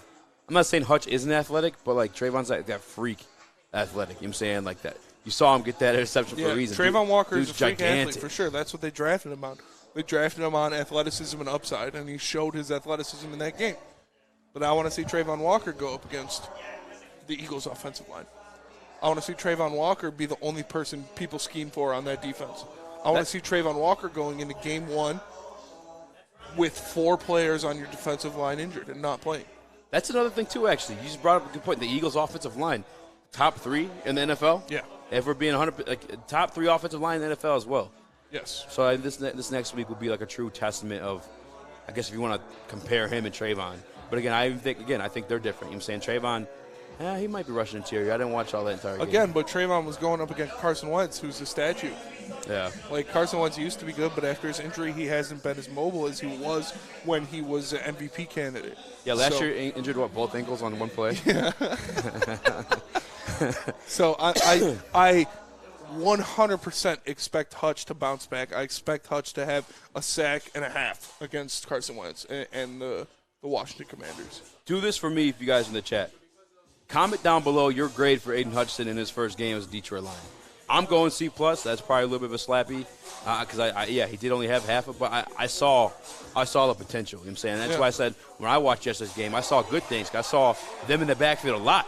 A lot of those runs that my guy made, Jalen Hurts, weren't designed runs. You know what I'm saying? They're like, oh, fuck, I got to get out of here type of runs. You know what I'm saying? So I saw positive things, and I guess ultimately, you do want to see him make those tackles because he did over-pursue and get burnt because of it. But C+ for me. I'm looking forward to a chat guy. I got to see C+ by guy JB, DCP 1, B, Paul Thomas, B. Okay, yeah. Okay, I'm B's, salty. D+. B's are, that's... And honestly, come on, guys. I'm not even going to be, like, mad at D+. No. You know, because I got him at a C-. Yeah. Hating ass. Man. I got him at a C-, man. Just say his arms are short. Say what you really mean. Yeah. Hey, hit the like button if you guys haven't already. We are blessed with all these women undressed, making a mess in front of our set. Hit the like button. Be a friend. Tell a friend. Your boy got bars. We'll be right back after these brief messages. Hi, my diamonds. It's Crystal with an X. You want to get hot and perfect like me? Here's my super easy routine. Drink at least a gallon of water before you wake up. Attach a weight to everything in your house. Hello? Sell your car and just sprint everywhere. Scream when you exhale. Don't follow Crystal with an X. Do your own thing at Planet Fitness with tons of equipment and free fitness training in our clean and spacious clubs. Join now for just $10 a month and cancel anytime. Detroit's downtown summer playground is back. Open all summer long, the Monroe Street Midway. Enjoy roller skating, free Wi-Fi, food trucks, art installations, and so much more. Don't forget to take advantage of the basketball court, putt-putt, and, of course, family programming all summer long. All art installations are done by Detroit artists, and it's a fun, safe event from people 1 to 100. Go to deckedoutdetroit.com. Yo, welcome back to the Woodward Heavyweights. I'm your boy Eazy, my man Spin Morax. What up, though? We got Young Sus in the VIP booth, accompanied by JB, Jeremy Bryant, thing, J-Dog, Mackin. I think he's going to get a dance. Look at him. JB Smooth. He's walking with a limp. Hell yeah. Got something in his pocket. Justin's got something in his pocket. Yeah, for just sure. got something in his pocket for sure. Shout out to, I don't even know her name, but she's wearing red and she's killing it. You know? Should we do power rankings? Power rankings? Oh, for yeah. Week one. Honestly, if you guys are here, we could do the power rankings. Like that'd be a good time. I'm open to that. Each week, it could change. 100%. I do want to ask you this, Spinny, because we did lose ultimately. Yes. But it was better than you expected. You thought blowout initially, correct? I did. What do you think moving forward now after have witnessed this team in live action during the game? My opinion doesn't change. I think they're going to be a 7-win team. I expected them to lose this game. Obviously, they performed better than I expected, but I still see the concerns that I had before the season. I still see the defense with some gaping holes on it. I still see Jared Goff being Jared Goff. There's nothing that I saw out of that game that I didn't expect for this season, honestly. I expected the offense to be better. I expected DeAndre Swift to have a big year. I expected the offensive line to go out there and produce.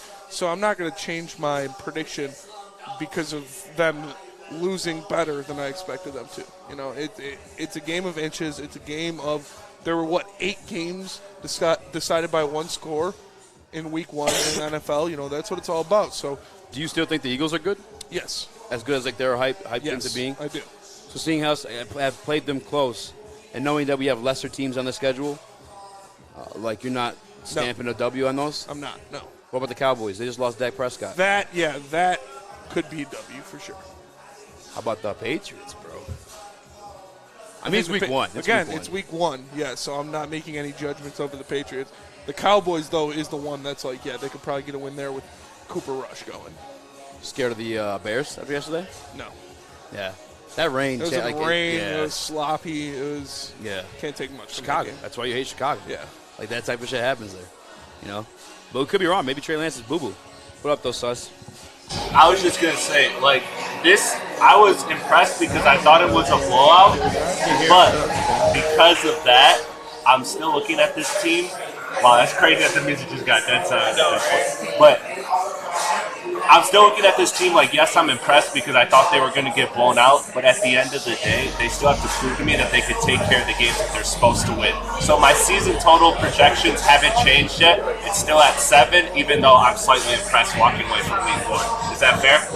Yeah, and honestly, I hope that like that game wasn't depleting for them as a team at all because, like I said, that rah-rah stuff can grow old if it doesn't cash in on W at the end of the day.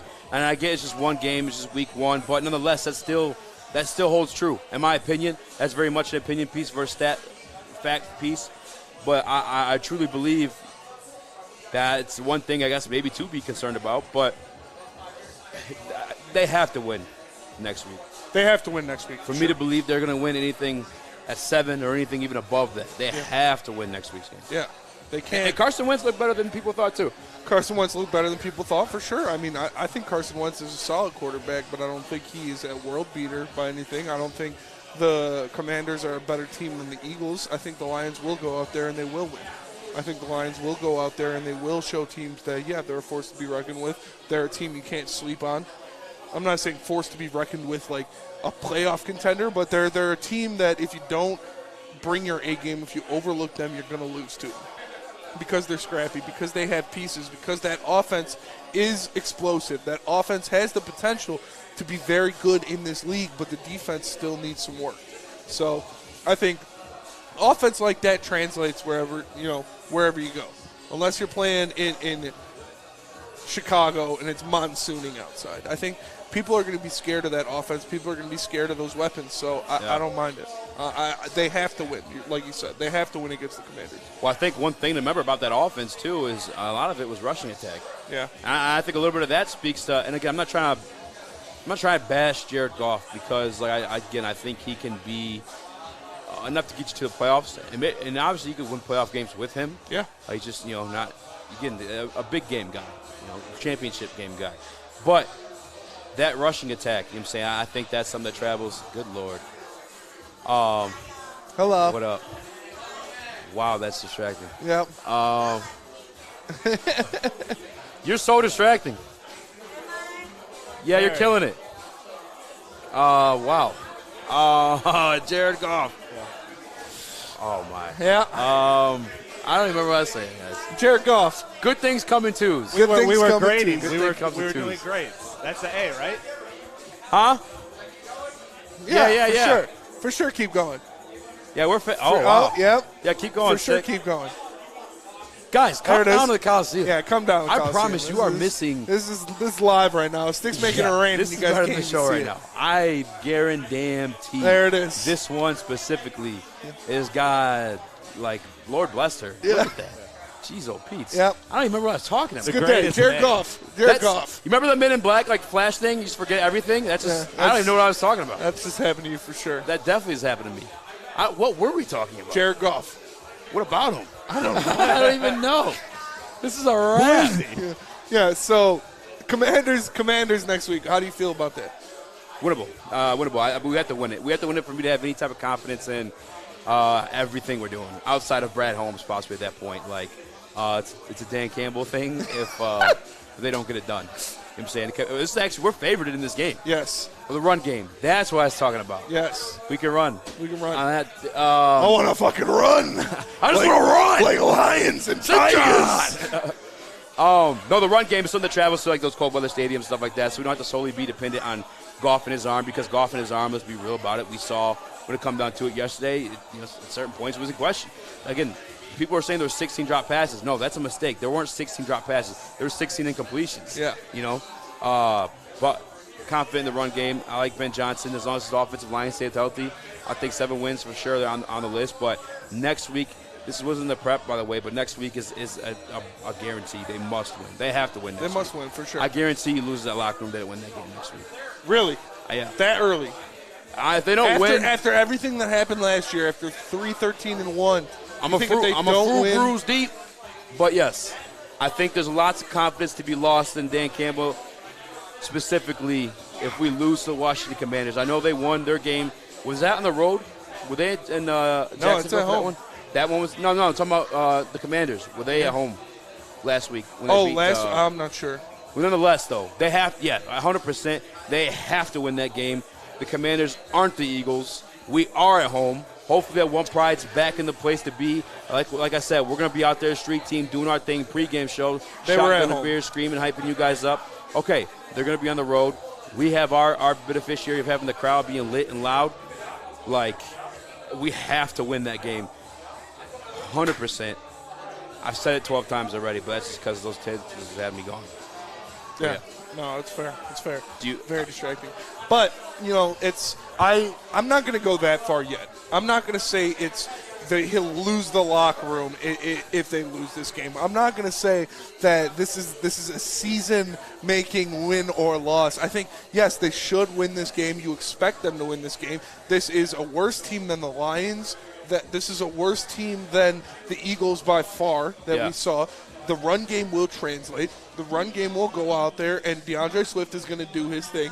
The offensive line should dominate them. I expect them to win this game, but it all comes down to defense. They do have a good passing attack. Carson Wentz is a far better passer than Jalen Hurts. Yeah. So we're going to see how that defense holds up against a quarterback that can actually throw the ball. Now, it will be easier for Aidan Hutchinson to get home. It will be easier for Charles Harris to get home with a guy like Carson Wentz in there, so you have that factor as well. But it's a different task. It's a different game plan. It's a different matchup. So I expect them to win, but I'm not going to say that Campbell will lose the locker room if they lose. I think that's a little of an over-exaggeration. I don't think so. I think the same way that we're losing faith in this team, if they lose next week, then the locker room will too at that point. They've had nothing but losses. They've only won 3 games. They had the draw against Pittsburgh Steelers when Mason Rudolph was starting, and it was the Chicago-style game, which is muddy, nasty, and ugly. But I think for the faith for his word to continue holding weight, like Jared Davis said, you need to see progress. I mean, Dan Campbell said it himself. All this is for nothing if we don't win football games. Facts. That's true. But I'm going to go introduce myself to people and things on them. Make sure you guys hit that like button. Stay tuned. Coming right back, and we're going to grade Ben Johnson's play calling. It's Woodward Heavyweights. See you soon. Hey, it's Sean Jordan from the Sports Marketing Agency. And SMA wouldn't be who we are without our amazing partners. Thank you so much, Sean. At Detroit Wayne, we want to serve as a resource for you and your families. We offer mental health services, substance use disorder services throughout our communities, and we want to be that source and resource within the community. If you or a loved one are suffering from a mental health or substance abuse issue, please don't hesitate to call 1-800-241-4949. You don't have to go to the beach, man. You don't have to get your butt crack full of sand. You just need a little chili peppers, man, to get that glowing beach chili peppers tan. Woo! With 26 locations in the Metro Detroit area and more coming, Chili Peppers Tanning is where you'll find the cleanest salons in the D. Join the Pepper Club for the best deals on unlimited tanning. Head to chilipepperstanning.com. You just need a little chili peppers, man. You're an ugly guy, and that's okay because you've outkicked your coverage with your significant other. Well, that's good news for you. Their hotness and your notness to get you front row tickets. The Woodward Sports Network is giving you a chance to sit front row for the Detroit versus Washington football game. That's right. We're looking for the ugliest guy and the hottest girl. So fellas, come on. If you know you've outkicked your coverage, here's your chance. Post a pic of you and your superior-looking partner on Twitter or Instagram with hashtag Woodward Front Row. Follow us and tag at Woodward Sports. Hurry, because we'll be selecting a winner September 16th. We can't wait to see you. Well, her. From the network that always outkicks the competition. Woodward Sports.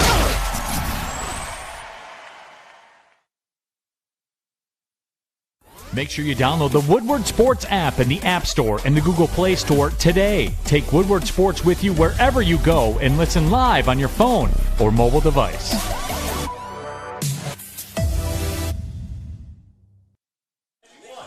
What up, though? Welcome back to the Woodward Heavyweights. I'm your boy, Eazy, joined my man, Spin Rex. What up, though? And we're also joined by Roxy and Sabrina. The pleasant distractions that ruined the last segment. Yes. They didn't ruin it for us, but possibly for you Possibly guys. for you guys. I was enjoying every last minute of it. Shout out to my guy, Young Sus, in the TD booth. Not in the TD booth, the VIP booth tonight. Well, tonight is kind of like a titty booth. JB over there, too. Before we went to break, we were talking about breaking down and grading Ben Johnson's play calling. Yes. And we knew it. We said this, by the way. Yeah. People trying to stir it up. Like, I don't know who's calling play. I don't know who's calling plays. We knew it was Ben Johnson. It was Ben Johnson. Yeah, it's Ben Johnson. You saw the difference in the offense from last year. You saw them going out there, making plays, doing things right. You saw even Penei Sewell. He went on Twitter and he said it was night and day from last year. It was very important. So I was excited to see that. I was excited for Ben Johnson to go out there and to make plays. So I'm happy that we got the play calling out of him. How excited are you? I'm happy that we saw what we saw out of the offense. They used their weapons. They used DeAndre Swift. They used DJ Chark when he went out there. He made that catch in the end zone for the touchdown. So I was very excited to see that offense at full form. Obviously, we still need to see Jameson Williams infused into that offense. I know. And that will be a huge jump. But still, it gets you excited when you have a guy. They called him a genius. They called him this offensive mind. So when we saw it live, they put up 35 points against a good defense. It's impressive.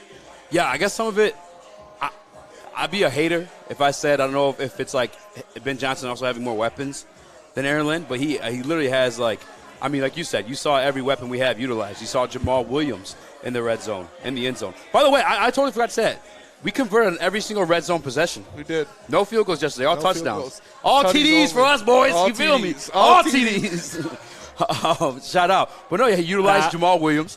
They utilized the shit out of DeAndre Swift. Yeah. MVP of the season, possibly, if we actually win some games. Utilized DJ Chark. Yes. That was a fucking snag. That shit was nasty. That was a great catch. Over Darius Slay, too. Yeah. Yeah. So I got to give Goff credit on that one. Utilized Amon-Ra St. Brown. Yeah. Hutchinson. Underutilized a little bit. Underutilized. Yeah. I think did he have the second most receptions or at least second most yards? Second most something. Yeah, T.J. Hawkinson went for 4 see him catches leave, but you for love to watch him 38 walk yards. Appreciate you, ladies. You good? You good? All right. Make sure you guys come join us at the Coliseum because obviously there's just 2 reasons, but there are plenty of reasons. We have drink specials. We have lovely women. We have food specials. So come check us out at the Coliseum. Yeah, we got to find out what the food specials Find out are. what these food specials are hitting for. But, yeah, no, it's awesome when you see this. When you see you see that, you see different things. So I'm excited. See different things. See a couple things, But I can't believe that. Roxy's my new number one in the power rankings. Yeah. Period. Yeah, Rocky pound for pound right now. Number Roxy. one. Roxy. Yeah. I'm Rocky. You're Rocky. Because of Roxy. Calm down. Calm down, buddy. Hey, yo. But yeah, there's a lot going on, obviously, here. So hit your camera quick. I just want to see. There was a lot going on that offense. There was a lot going on with different guys making plays. We saw the weapons utilized. We saw him spreading the ball out around the field. We saw Jameson Williams, the absence of him, and what that could mean to that offense. Another deep threat, another guy who could stretch the field, another guy you have to plan for.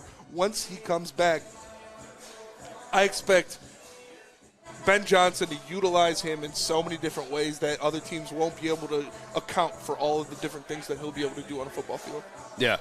No, Ben Johnson seems like the real deal. And, you're right. He did utilize every single weapon. And we haven't seen him tinker with having a guy like Jamal Williams within the offense, too. I'm kind of curious, actually. I don't want to say surprised, but I thought Khalif Ram would be a little bit more involved. But still, I think that's when you truly have an offense, when, every single piece is being utilized. You're not solely dependent on one thing. Yeah. I think Dan Campbell spoke on that last week, too, when he said our strength is our 53. Yes. Every single person on this roster. And Ben Johnson obviously used that same philosophy within his offense. And maybe it's just Jared Goff actually going through his reads this year because he's part of tailoring that offense. Yeah. But at the same time, there was some miscommunications yesterday, too. Again, at our worst, we put up 35. Yeah. At our worst, we put up 35. With a lot of things going wrong against a good defense. Like you said, Amon-Ra St. Brown, 8 catches. DJ Chark, 4 catches. T.J. Hawkinson, 4 catches. DeAndre Swift, 3 catches. They spread the ball around the field a lot. They made a lot of nice plays. So I'm very optimistic with what happened. Like you said, there were still miscommunications. Josh Reynolds could have had a nice catch, which probably would have resulted in a touchdown, but he dropped the ball. We saw DJ Chark or Josh Reynolds, I can't remember who it was, and Goff have a couple miscommunications on route options. So if they get that cleaned up, the offense could be dangerous. There could be a lot of things going on and a lot of things that we like to see they can improve on. A lot of things that we are happy to see they can improve on. So, it's still early, but I was very happy with the play calling of Ben Johnson. I was very happy with the offensive diversity, and I want to see more of it. I want to see more of a lot of things here in the city of Detroit today. A lot more to see. Yeah, a lot more to see. Shout out to the Coliseum nightclub. Come through if you guys haven't already. Come on! Hit the like button. Ben Johnson, is it too soon to call him the real deal? I think so. Yeah, I don't think just like we can't get down on someone, I don't think we can get overexcited out of Ben Johnson off one play calling. Yes. Or I guess what was the grade? For Ben Johnson, I'll give him a B+. Pretty good. Pretty good, yeah. I got to say B+ too, yeah. Some things could have been better. Some things could have gone better. And don't forget Tommy Kramer, obviously nervous as shit in his first start too. And those back-to-back false starts, like, fam, what is you doing? Yeah. I saw T.J. Hutchinson in the huddle. I was like, bro, come on. Like, let's get this shit going. But I'm sorry to interrupt you. One, obviously I'm lit, getting lit. We're here at the Coliseum nightclub. But two, like, I feel with the Lions, man, we've been bad. Let's be real about it. We've been bad for so long. And I am a Lions fan at the end of the day. Like, I truly do believe in Ben Johnson at this point after watching him, again, use every single weapon we have, knowing that we have another weapon in Jamison Williams coming up. Like, on top of a stud offensive line. Like, yesterday was DeAndre Swift doing that with a fucking backup Steinberg in there, who's on the opposite side of the line that he usually plays, too. Like, there's just a lot to be excited about. I know it's week one. I'm sure in Chicago they're saying the same shit. But I guess more specifically in Detroit, though, we don't have the weather to, like, factor into that stuff at all. Like, we truly, X to the nose, went toe-to-toe with a team that was good last year, but definitely good this year with the additions that they added on their defensive side of the ball. And clearly on their offensive side of the ball, too, because A.J. Brown was a dog. The one big play we got gashed for was against Will Harris, who we know isn't really going to be a re-sign to this team. You know what I'm saying? Like, when his contract's up, he's probably gone, you know. So I had to set pause there for a moment and was just kind of lost in the fact that, like, I do believe in this regime, but obviously next week, like I said, Monday, a little too soon to say it, but it's a must win. I don't know. See, a must win is, again, I think they should win. Okay, I'd call it a must win. Yes, the Commanders. But I don't think it's without Chase Young, like. And they went out there and beat the Jags, who you have going from worst to first. Yeah, but it was close. You think the Jags are a good team? Yeah, but I don't think we should be overlooking them. Can like, be a good team. It's just the Commanders, and we're just the Lions. We don't have any right to be calling team just the Commanders. We don't have any right to be looking down on other teams. On paper, the same way you would took the Eagles roster over ours last week. On paper, you're taking the Lions roster over the Commanders. Right? I'm going to look at their depth chart right now. But I'm saying, but if they had any like worthy names on them, mofo, you would know. You know what I'm saying? You would know a couple off top. I mean, obviously Terry McLaurin. I love Terry McLaurin. Yeah, I mean Antonio Gibson. No. Antonio Gibson's not a good running back. No, he's not. He's like a subpar guy. Their wide receiving core is Terry McLaurin, Jahan Dotson, and Curtis Samuel. So Logan John Thomas. Dotson obviously looks like he could be something. Terry McLaurin definitely a dog. Would you trade Amon-Ra St. Brown for either of them? What? No. Okay. It's not what I'm saying. I'm not saying they're better than our best receiver, but I'm saying they're good and they shouldn't be overlooked. You're talking about them like they're trash. They're not trash. But I'm saying on paper, you're taking the Lions roster. We don't have to worry about on paper anymore. We saw it on the field. Well, on paper, obviously, is part of the conversation, too. It's what you said last week when it comes to the Eagles. Because we didn't see it on the field before that. So it was only on paper. It was only speculations. But now we've seen it on the field.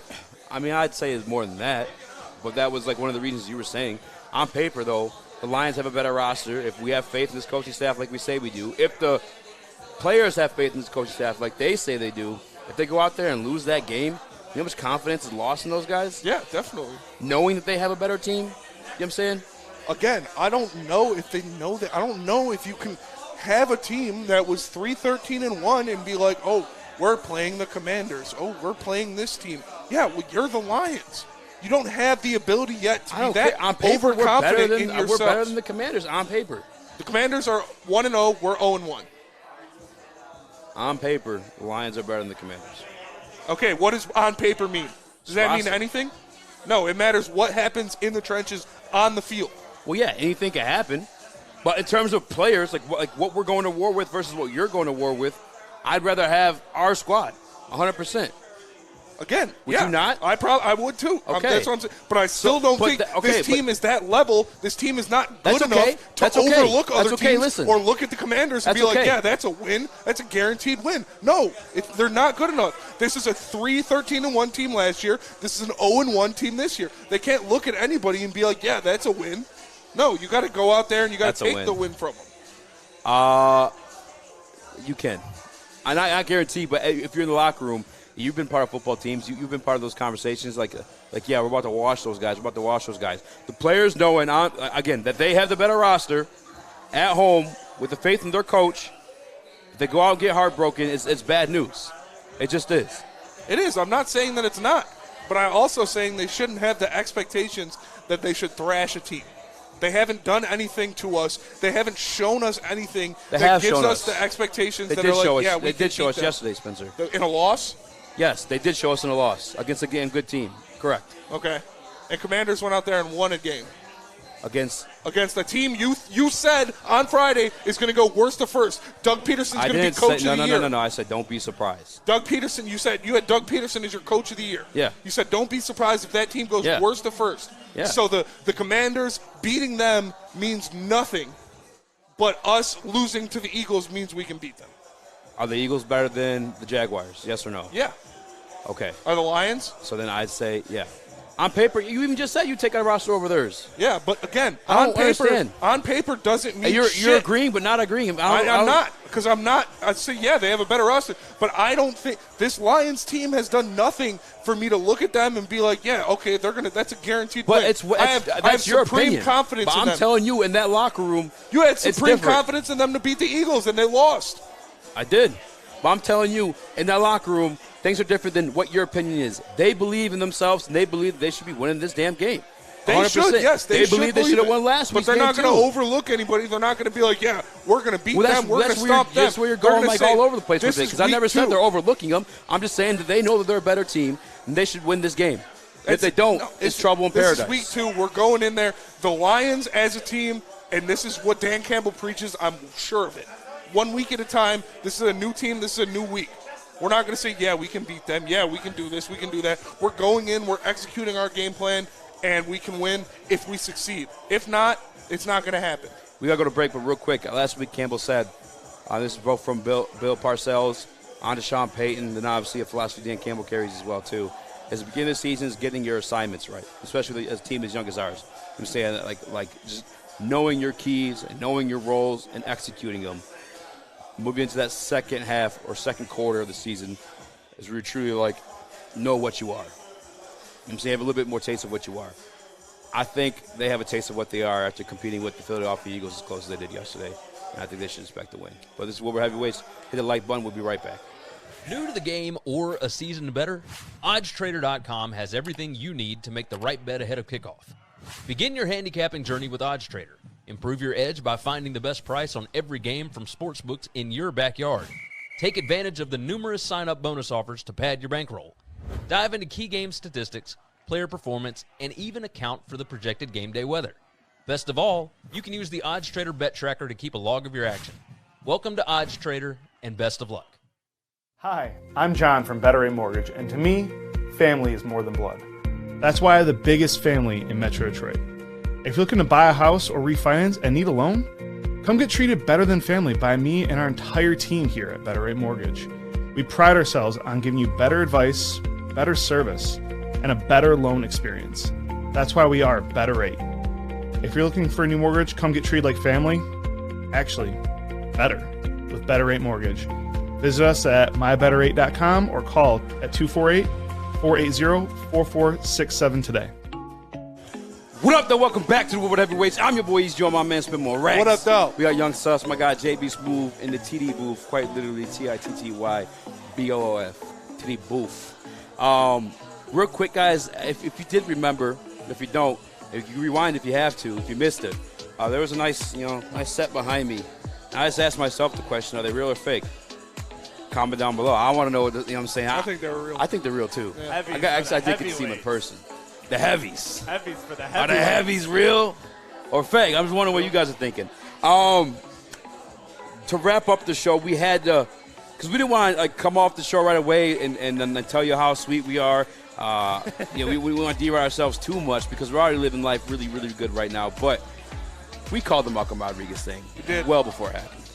All right, I actually tweeted out today that the highlight play of Malcolm's TFL, that the tackle for loss he had on Miles Sanders, picked up a grown man, and set him down. Guys, we told you. We got one, all right? Dan Campbell spoke to me today. He said, hey, I think it was Dave Burkett asked him to grade Malcolm Rodriguez's first game. He said he had no MAs, meaning no missed assignments. Yeah. He's the bee's knees, and he's only going to get better. That's the other part I want you guys to remember, too, because I still expect some, rookie hiccups, but Malcolm, man, he's that guy. He's the real deal. Going to be that guy. He's as at least a starter, for sure. A starter, for sure. We stud. saw him go out there and make his plays. We saw him in position, doing what he needs to do, being that guy. So I was very happy for him. We got Justin getting hype in the corner. But, yeah, I was very happy to see him make some plays. We talked about his tackle for loss. We talked about him hip-tossing the best center in the NFL. We saw a lot of things. Dan Campbell, like you said, raving about him. No missed assignments, going out there, being where he needs to be, doing what he needs to do. And as a rookie, that's very impressive. We saw Derek Barnes doing a lot of over-pursuing. We saw Alex Anzalone doing a lot of over-pursuing, but Malcolm was always in position to make the play when requested. And we told you guys. We told you guys that's what it was. We told you guys that's what it was going to be. And he went out there and he proved it. He went out there and he did it. So I'm very happy for our guy. I want to see more of it. I want to see him get a more expanded role. And that tackle for loss on Miles Sanders, man, he made such a nice play to get around the blocker and get in that backfield and make the tackle. So I was very happy for him. What is I don't want you to put a ceiling on him, but expectations for Malcolm in the long run, because my guy Luke G, he used to he used to say, hey, we're calling him a Pro Bowler and all this stuff like that, which we never said. We just said he's a stud. Yeah. What are your expectations? Is it Pro Bowler? Is it in the future? Yeah. Is there a name you can compare him to? Okay. I think he can be a guy that goes out there and makes a Pro Bowl. I think he's a guy that can go out there and be a great linebacker in this league. I'm not saying this year. I'm not getting overexcited about his expectations this year because he is a rookie. He is a sixth-round pick, so he's going to take some time to adjust and to adapt to the speed and physicality of the NFL, which we saw him do very well in Week 1 against a very physical, they have A.J. Brown. They have a great offensive line. They have a running quarterback that's a very physical run-first team, and he went out there and he showed that he belongs. So I think eventually, as he gets better and better, he could definitely become a Pro Bowler in this league. There's no doubt in my mind on that. He has the potential to do that for sure. That's lit. I hope you got them right too. How about this? Look up Nakobe Dean's stats because I know you're on the computer, or actually I'm going to ask you this before you can look it up. But would you say Malcolm Rodriguez is better than Nakobe Dean? At least at this point in his career? No, I can't make a judgment on that. I'm not judging rookies off of one game on who's better than who. That's ridiculous. Well, you just said Malcolm can go in the Pro Bowl. Yeah, and Nakobe Dean could be a Pro Bowler too. I said they have the potential to do that.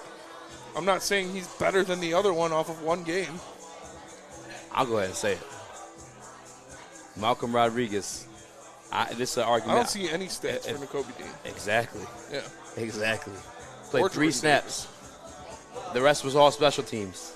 Malcolm Rodriguez drafted round 6 to be a special teamer, in the words of Luke G. Starting. Eagles also have a better defense than us. Not a linebacker. I mean, maybe a linebacker, but like I said, they do. They don't. No. They don't have world beaters, but they have a better linebacking core than we do. You don't even know who it is, though. No, but I know it's better than the Lions. That's like BS, though, because you don't know who they are. We can't say that they're better than the Lions. We don't know. We don't know. T.J. Edwards. So that means they're not definitively better. You know what I'm saying? Yeah, they are. The Lions have the worst linebacking core in the NFL. That's cap. That's cap? The way That's you cap? the way it's coming out of your mouth. Yes, cap. The Lions don't have the worst linebacking core in the NFL? Definitely one of the worst. Actually, to be honest with you, including Malcolm? Yes. Including a rookie who's played one game so far, yes. I'll tell you, I'm more concerned for our secondary than the linebacking core. That's crazy to me. Hey, I mean, it's based off the shit that I've watched. It's not, you know what I'm saying? Like Do you like Amani Omoruyi as a player? Do you think he's going to be a solid player in the NFL? Yeah, like solid. Do you like Tracy Walker as a player? Do you think he's I do like Tracy Walker, yes. Do you think Jeff Okudah played a great game Well, yesterday? I guess let me more specify to the cornerbacks. Okay. I'll leave the safeties alone. Do you like Amani Omoruyi? Do you think he's going to be a good player off of what he did last year and those stats that I've put out there multiple times? I think Amani is very much like I don't think he's like necessarily like better than like the next guy, like another team type thing. I'm saying like he's a number 2 in the league. Okay. Do you like Jerry Jacobs? I do like what I saw from Jerry Jacobs. Yeah. I think do you Jerry like Jacobs Jeff Okudah and what you saw out of him yesterday? Jeff Okudah. That's a good one too. What do you grade Jeff Okudah from yesterday? I need to look at his stats, but I like Chet, what I saw out of him. Chet, what do you guys grade Jeff Okudah yesterday? Like I said, he had a shit ton of tackles, but that also means he was letting up a shit ton of, did he have any PBUs yesterday? I'm not sure exactly. I know they had tackles. JB, did Okudah have any pass pickups yesterday? He had 7 tackles, 7 solos, and 3 assists. That's what I'm saying. And like that means his guy, you know what I'm saying, caught the ball on him. I mean, I guess some of them could have been some run plays too. Yeah, There definitely was could one have that been was a some run run play. plays because Jalen Hurts only completed 18 passes. Yeah. He's definitely better than Will Harris. I'll give you that. But the 100%. linebacking core, I think, is better than what people make it out to be. I think last year. You think Alex Anzalone has more potential than Amani Omoruyi? I think Alex Anzalone is just like. That's tough. Like, stop trying to defend that linebacking core. What? Man. It's like, I mean, it's never going to work out for you. I mean, you'll see as the season goes on. I mean, you'll be surprised. I'm not going to be surprised. The I way know you're exactly speaking of what them, they you'll are. 100% be Not surprised a because you chance. just called them the worst linebacking core in the league. They are. And you can't even name me the linebacking core we played yesterday I just without did. looking it up. Well, can you name the No, linebacking that's why I core couldn't of who we play definitively tomorrow? say that they're better than ours. You know what I'm saying? Like, if they're worth the shit, we'd be able to name them. Alex Anzalone should not be a starting linebacker on a team. And in a way, I agree. A 6th-round pick, no matter how high we are on him, how good he is, should not be a starting linebacker on a team. If you have a good linebacking core, a 6th-round pick is not coming in there and taking a job. Stop, from him. because Malcolm's good. He is good, but he's As not. an NFL player at the linebacking position, had 0 missed assignments in his role yesterday. That is what his head coach said about him. Have you gone over and looked at the tape? And Well, I don't know confirmed his that? assignments. That's But I know when I watched him, he's doing a damn good I job. loved what I saw. The out of entire Malcolm. time I've been watching him and saying I he's doing a damn I loved good what I job. saw out of Malcolm, and I think he'll be a great team. But if you have a good linebacking core, he doesn't go in there and start. He doesn't go in there and take that job from somebody. I didn't say our linebacking core was good. I just don't think it's as bad as it's being made out to be. Did it look that way at times, in preseason especially? 100%. Yeah. That's It looked that way at times against the Eagles. Malcolm was the only one who had a good game. See, I couldn't even, what point did our linebacking core look bad against the I Eagles? saw Alex Anzalone blow a couple coverages over pursuit. I saw Derek Barnes do the same thing. Chris Board went out there and made a couple very bad plays. I'm not saying they got completely torched and embarrassed, but they all had bad plays, and they all had things that they can come back from. The linebacking core is by far the weakest position group on this team. I think them corners is close to them than I mean, hey, we're going to find out this season, but I think the cornerback room is closer than we think. But not in the terms of, like, them being – no, I guess a little bit them being bad, but this linebacker core being a little bit better. I think it's overblown a little bit, too, because linebacker's not as prominent as a position, again, as it once was in the NFL. I'm saying these guys got to be a little bit tweener. I mean, Dan Campbell today in the press conference talking about Malcolm's coverage abilities. That's important in the linebacker in today's league. That's part of the reasons I like Kyle Hamilton so much. I feel like he has he could be a linebacker type dude, how big he fucking is. And he obviously had coverage skills as well as a safety. But let's take one last break. Let's actually talk some Monday Night Football and the rest of let's have some other overreactions to the weekend. For sure. Do your thing, Sus. You're an ugly guy, and that's okay because you've outkicked your coverage with your significant other. Well, that's good news for you. Their hotness and your notness to get you front row tickets. The Woodward Sports Network is giving you a chance to sit front row for the Detroit versus Washington football game. That's right. We're looking for the ugliest guy and the hottest girl. So fellas, come on. If you know you've outkicked your coverage, here's your chance. Post a pic of you and your superior-looking partner on Twitter or Instagram with hashtag Woodward Front Row. Follow us and tag @Woodward Sports. Hurry because we'll be selecting a winner September 16th. We can't wait to see you. Well, her. From the network that always outkicks the competition. Woodward Sports.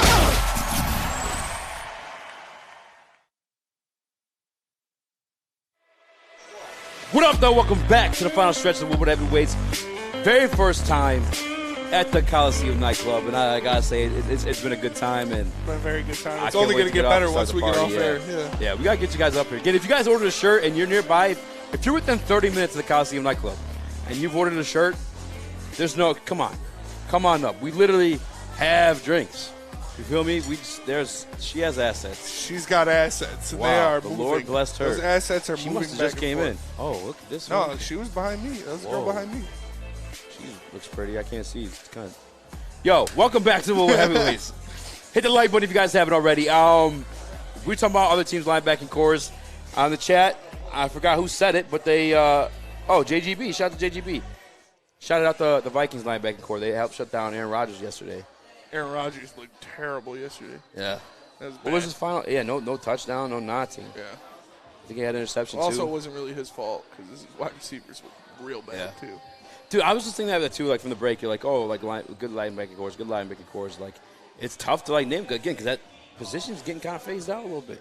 And so then I have as big of a factor as they used to. The Bucs probably have the best linebacking core in the NFL. With Levante David and Devin White. I don't think David's there anymore. It's just Devin White. No, he's there. Yeah, I saw him make a play last night. Oh. I'll look it up while you're talking. The Rams, obviously adding Bobby Wagner, they have a good linebacking core. The 49ers have a good linebacking core. There are still linebackers are still an important position in the league. It's not as important as it used to be, but you still need good linebackers in this league, or you'll get abused in the middle of the field, or the running backs will go for 3 to 4 different rushers scoring a touchdown on you in a game. It's what happens. But we got Monday Night Football to talk about. Yeah. Broncos, Seahawks. Let's ride. Seahawks Nation. Let's ride. Seahawks. Oh, he's Broncos. Broncos Nation. Bronco Nation. Let's ride. Let's ride. Let's ride. You think it's hey, let's ride. Come on. Come down to Coliseum. Let's ride. Let's ride. You think they smack them? They smack them. It's going to be. It's in Seattle. They got 12 man. It's going to be embarrassing. Seattle is going to be one of the worst teams in the league this year. It's a 12 man boo Russ. Yes. No. They better not. They probably will. He brought him a Super Bowl. He brought him a Super Bowl. He would have brought him a second Super Bowls if they didn't call that play. Like, hand the ball to fucking Marshawn, and you have another Super Bowl. But the Broncos are going to go up there and run up a check. My boy Jerry Jeudy's going to eat. Broncos country. I'm kind of high on Sutton, too. Yeah. I think Sutton do well. I wish – oh, no, Sus, you are – Mike, tell us about you were talking that trash last week to our guy Scotty G. Scotty Funk. Yeah. I mean, listen, I lost. It is what it is, and I changed my team name. Did you see what I changed my team name to? No. What is it? I'm watching Bets? No, it's Bet's biggest fan. Yeah. I talk trash. I lost. I admit it, but I'm good with so long. I don't know why you would draft Dak Prescott. Did he do well yesterday in fantasy? Good value. He's out. Well, no, I know he's out, but did he do well in fantasy last year? I'm saying. Last year, yeah, they had the best offense in the NFL. Oh yeah, he did have a pretty good. They lost. I mean, they lost a lot of guys. I didn't expect them to do that well. But where I was getting him, Cowboys. I was getting him in like the 8th round. So I mean, it was good value. But man, I'm fucked. In a couple of my leagues, I'm fucked, dude. Yeah. I'm gonna be starting Carson Wentz next week. Yeah, Geno Smith playing for the Seahawks tonight. I don't want to say it'd be a little bit closer than you expect, but I told that. Shout out to my guy Mike Wooden too. I don't know if he's in the chat anymore. Owner of Shank Golf Co. Shout out to him, but he hit me right before the season started. He's like, "Yo, you had to put this parlay in. Bet your house on it." He told me the Colts, 49ers, and somebody else I think who lost yesterday too. All three of them lost. Yeah, for the Colts and Texas tie, but I told him, like, yeah, well, especially division games. You know what I'm saying? Like, you got to be careful with division games because, like, as Detroit Lions fans, we've always had garbage teams, stuff like 2013, 2014, but we've had games where, like, you know, we gave it to the Packers at times, and we're not supposed to be the case. Division games, you don't want to mess with, man. Yeah. Per Peyton Manning as well. Broncos country. Yeah, I'm locking the Broncos. What's the spread? I'm locking in the Broncos, 100%. Too. I don't know this. Do you know the spread? Does anybody know the spread? Dak out to Week 9 versus the Bears, says JGB, which means he's out 6 to 8 Detroit Lions face a backup quarterback coming Cooper off of Rush. a bye week.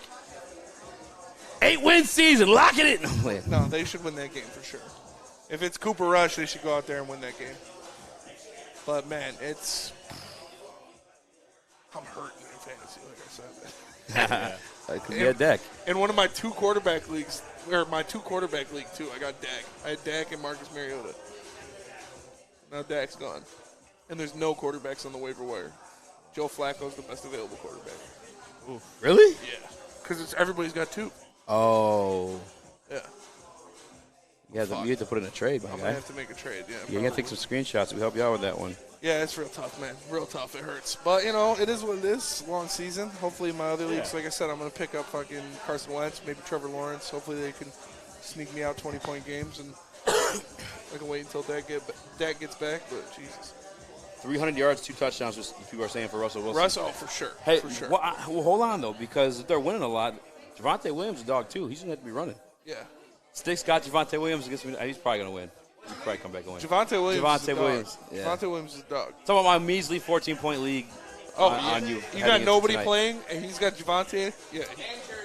Oh, yeah, bro. That's what? You're going to get clapped by 30. Definitely a wrap. That's a wrap. I ain't going to lie. That's a wrap. But Jerry Judy's going to get 25 Mike Williams shit the bed for me. Mike Williams shit the bed. That scares me. I got him in 2 leagues, Amari too. Cooper got me. Amari Cooper got me. It's bad. I'm down bad. To be fair, though, Amari Cooper was semi-foreseeable because no sense to Jacoby Brissett, but, like, he's a backup.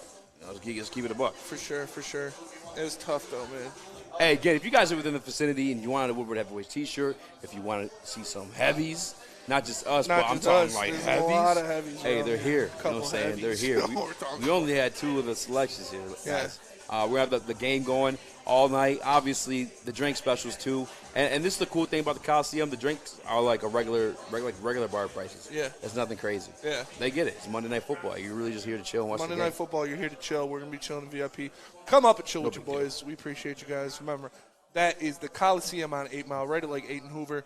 Easy drive. Come in, chill with us. We'll be here. You know, get it done. For my boy. Shout out to our nameplates covering up our camel toes. To the left of me, yeah, for sure. Shout out. For sure. No, I was saying, well, Yeah, because, like, shout out to Young Sus and JB in the booth holding see it those down. cylinders in our pockets. Shout out to our boy Jimmy and Stick making this thing shout happen, out getting it to all JB, set man. up. Shout out to all you guys. Make sure you like, subscribe, share the stream, and we're going to be here every Monday all football season. So come join us, come hang out, come have some fun. For all of the Woodward Heavyweights, I am Spencer Exter. We will catch you guys tomorrow. Peace.